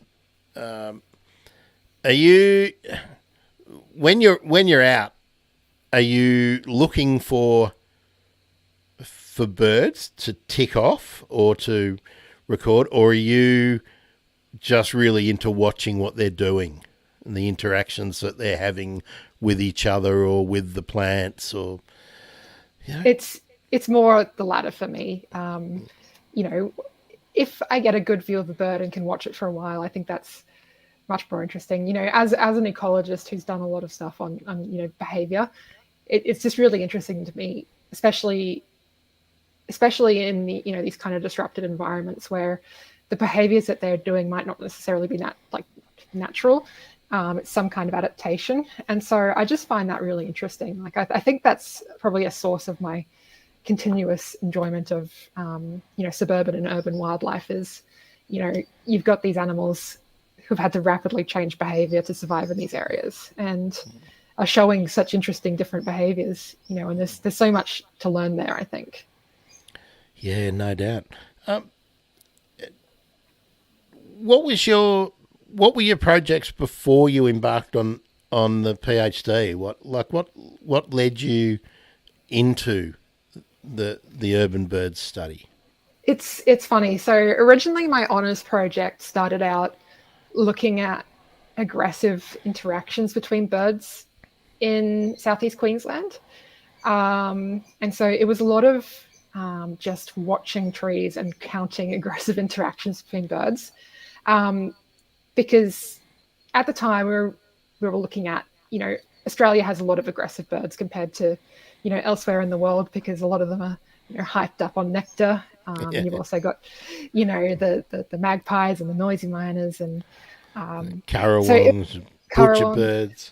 Yeah, and so we got a lot of murder birds that aren't raptors. That's the a lot of very cantankerous birds. And so originally the question was looking at, that native versus invasive, who is causing the most of these aggressive interactions. But that project kind of very quickly fell over just because of, I think, fires and, it was an honours project, so it was very, very short. And so I was just looking at what data was available and, I was just like, I'm actually really interested in how these environments are changing, the birds that are here. And so that's when I ended up looking at Atlas of Living Australia data. And at that point, I kind of pivoted and started looking, really into, how have we got so many birds in urban areas here? Because again, a lot of other places don't have such a huge diversity of birds in their urban environments. I mean, the fact that we have so many parrots and things like that, and even, a variety of small birds is, quite incredible. So then I really got into the citizen science space because it was just incredible, from going from doing all this field work, getting very few results, not having enough man hours, I guess, in the field to really figure anything out. Like I enjoyed doing it, but I couldn't really answer anything with that data. But then digging into this amazing resource that was kind of just sitting there untapped was just a complete 180 for me. And I just, found the kind of power of that. And, the fact that it is, that was back in 2016 and, citizen science has only been kind of increasing in popularity since then. So it was kind of a logical next step, I think. And it was just really fortuitous of me that, I managed to, get in touch with a lot of bird life people who, are also wanting these kind of results from this kind of data. Yeah. So. It's a good community, isn't it? It's very cooperative. Oh yeah, absolutely. Yeah. I imagine that most research communities are fairly cooperative, but there doesn't seem to be a whole lot of competition between the bird researchers in Australia. Although maybe you've got some inside baseball that you can dish the dirt or something. I don't know. So. Not really. I mean, there aren't really anyone else at my university who does much on birds these days, is the thing. So, I was kind of, there wasn't any competition there for me just because there wasn't anyone else there for it. So I haven't really got much of a basis to compare that to. Yeah. Well, are you about to start supervising students now that you're Dr. Carly? Will you be the new Daryl Jones? With tribes, with a tribe of disciples out there? Yeah, the academic field is it's full of uncertainty and pitfalls. So it's only very recent I got the 2 special letters. So there's a lot of trying to figure out where I land now after that. Okay, let me ask there, and forgive me, tell me if I'm delving into the personal here, but what I like people who are listening to understand that because you are Dr. Carly and you can be found on a university website that makes it look like you're one of ours, that often doesn't mean that you've got a secure gig. That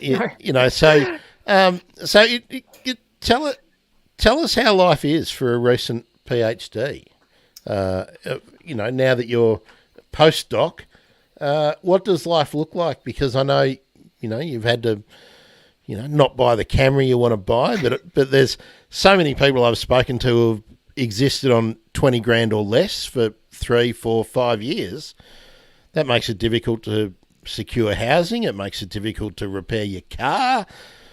Makes it difficult to do an awful lot of things. So what does life look like for a recent postdoc? Yeah, I feel fairly fortunate in that, I was doing some research assistant work during my PhD, and they've kept me on a kind of temporary full-time contract in the meantime, but it's not working on any of this bird-related research at the moment.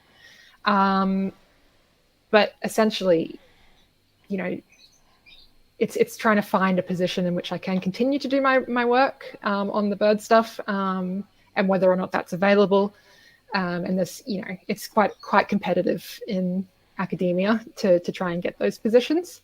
So at the moment, it's really just trying to find, full-time work, in all honesty, that aligns with my skills and the goals I want to make, which is, improving conservation outcomes and trying to do my bit with what I can do to make things a bit better.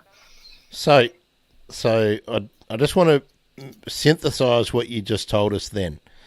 We've just been speaking with Holly, who is the Urban Birds Program Manager at BirdLife, for about 2 hours, talking about how important the work that you have been doing has been. That what you've just been doing is really, really, really important. We talked about the policy areas and whatnot. And now you managed to get a gig on stuff that isn't that, right? So I just want people to understand that you've done some really, really important work, and if you want to continue it, you have to do it in your own time, on your own dime, because nobody wants to pay for conservation. So if you're out there and you feel like writing letters and getting active and whatnot, this is the kind of stuff that we need to change. I talked a whole lot in the show about attitudes and how I don't think we're winning the battle. And this is exactly kind of why.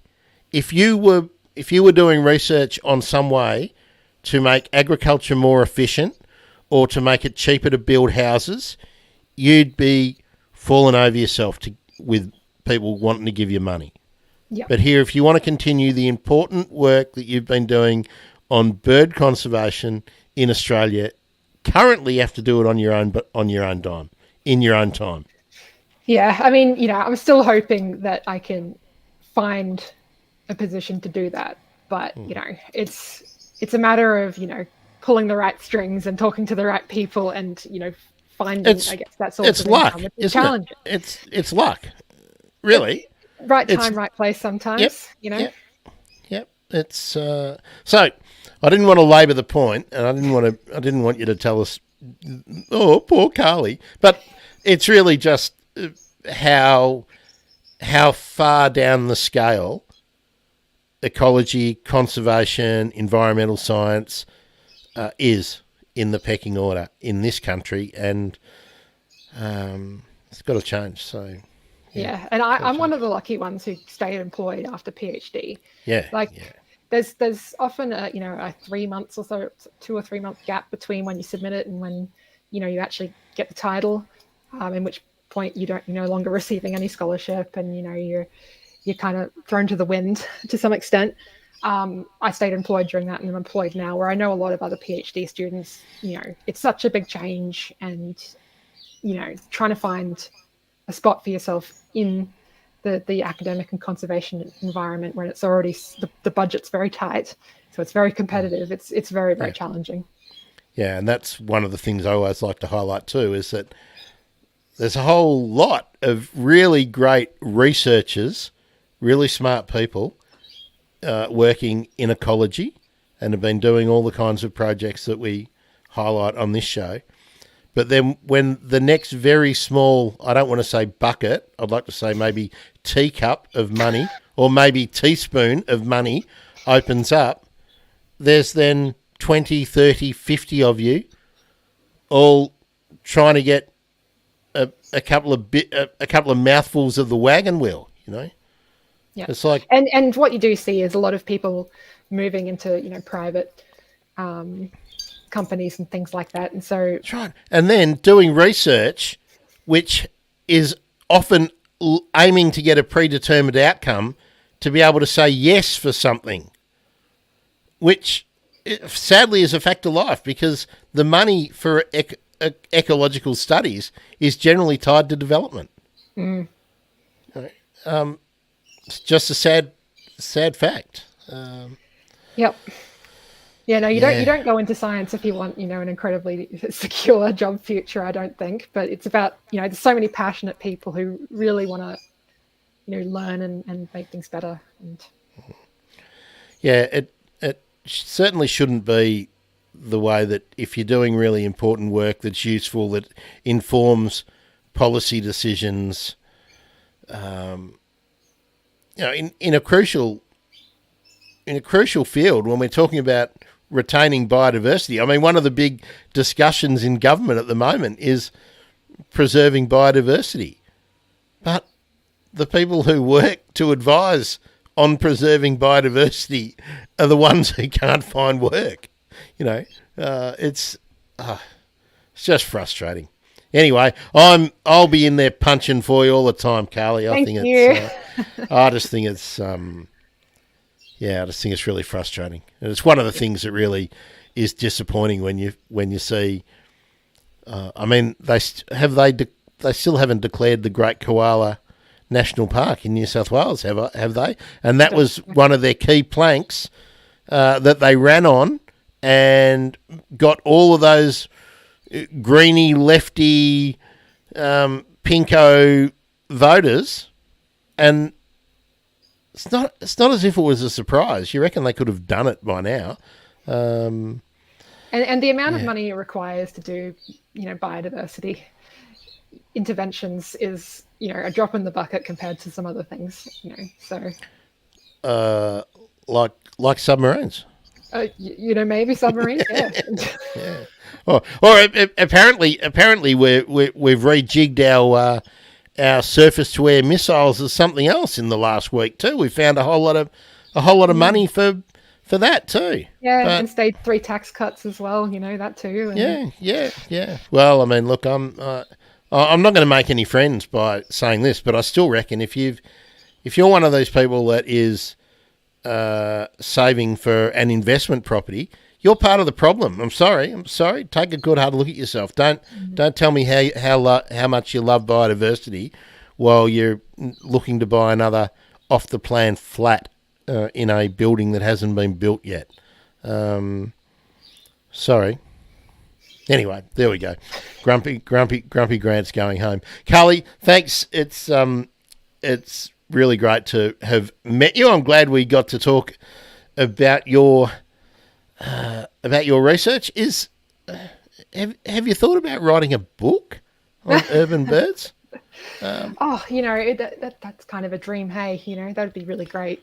But well, look, you're welcome to join me anytime Monday midday is the urban bird spot for the bird emergency, and on the weeks where I don't have Holly, I'd always love to have someone on. So anytime you can find time, and if you want to, maybe you can tell us stories of corvids one week, or I don't know, tell us more about fantails another week. I'd be right up for that.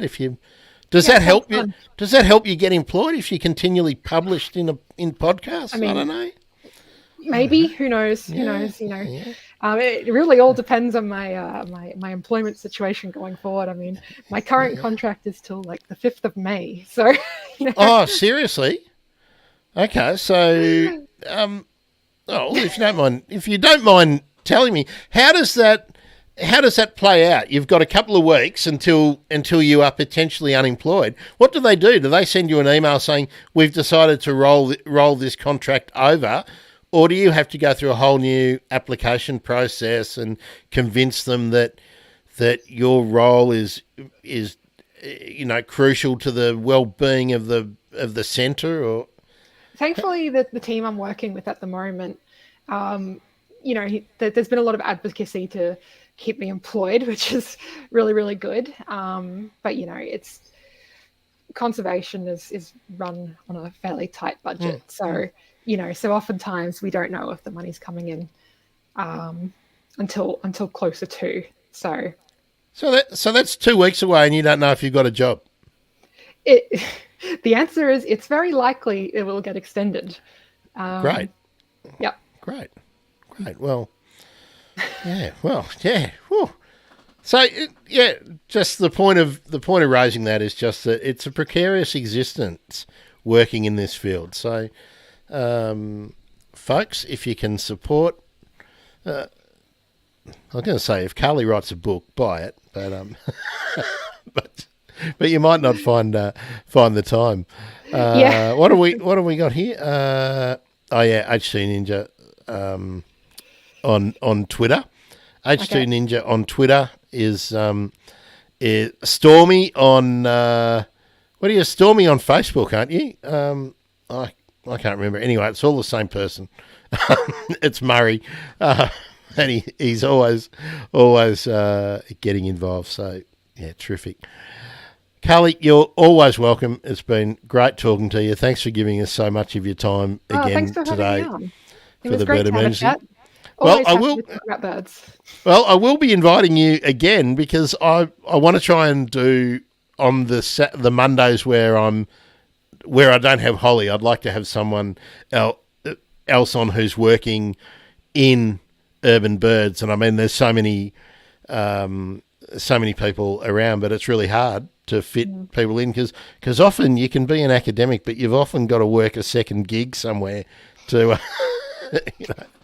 Yeah, I'm sure there's a lot of people in the same situation where they're like, can I spare 2 hours on a Monday, kind of thing. But. Yeah.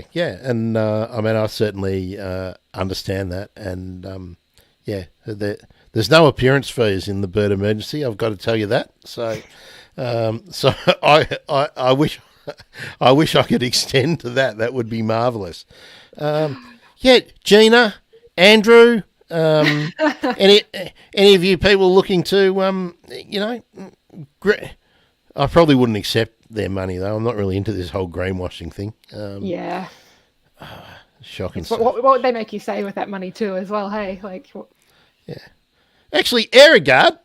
Hey, Aerogard. I would take your money if you were prepared to make some kind of statement saying, actually, orange-bellied parrots aren't found in a rainforest, but I won't hold my breath for that too.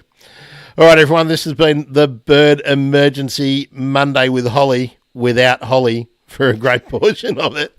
I'll be replaying this for folks after I've trimmed it back to fit, and I might clip off your little bit, Carly, and just like this little bit at the end, and do that. As a little extra, because I reckon there's some really important points in there that people need to. It's good for people to know that the challenges that a lot of ecologists face. Like it's not just me by any means. It's And I think people see, Doctor whoever, and especially those who are good at getting their heads on the media frequently, and they think, oh yeah, they must be doing fine, or oh they're an author, they've got a book out, and of course everyone who's written a book on birds in Australia has got rich on the back of that, or anyone who wants to write, get published in magazines, it's just a starvation existence, and in most cases, if you're producing a full colour book with either paintings or photos as illustrations, you're never getting your money back. You're never getting any money out of that. You're just getting it. Printed generally. Spreading the word, yeah. I just don't think people understand it. I just think they think that if you've got a book out there, you must be rich, or if you're on telly every second week talking about the environment or something, you must be famous, and the university must be paying you a heap of money. And in most cases, you're just getting by. So, yeah. Anyway, great. Let's do a proper sign off. Yep. Follow Carly at eco, not echo, eco Carly _ eco _ Carly. Let's get it right on Twitter. And of course, you can find the Bird Emergency at Bird Emergency on Twitter, and you can find Facebook, YouTube, LinkedIn, Twitch. The best place to find everything is thebirdemergency.com/live. That's where you'll find all the live shows when they're happening. See ya.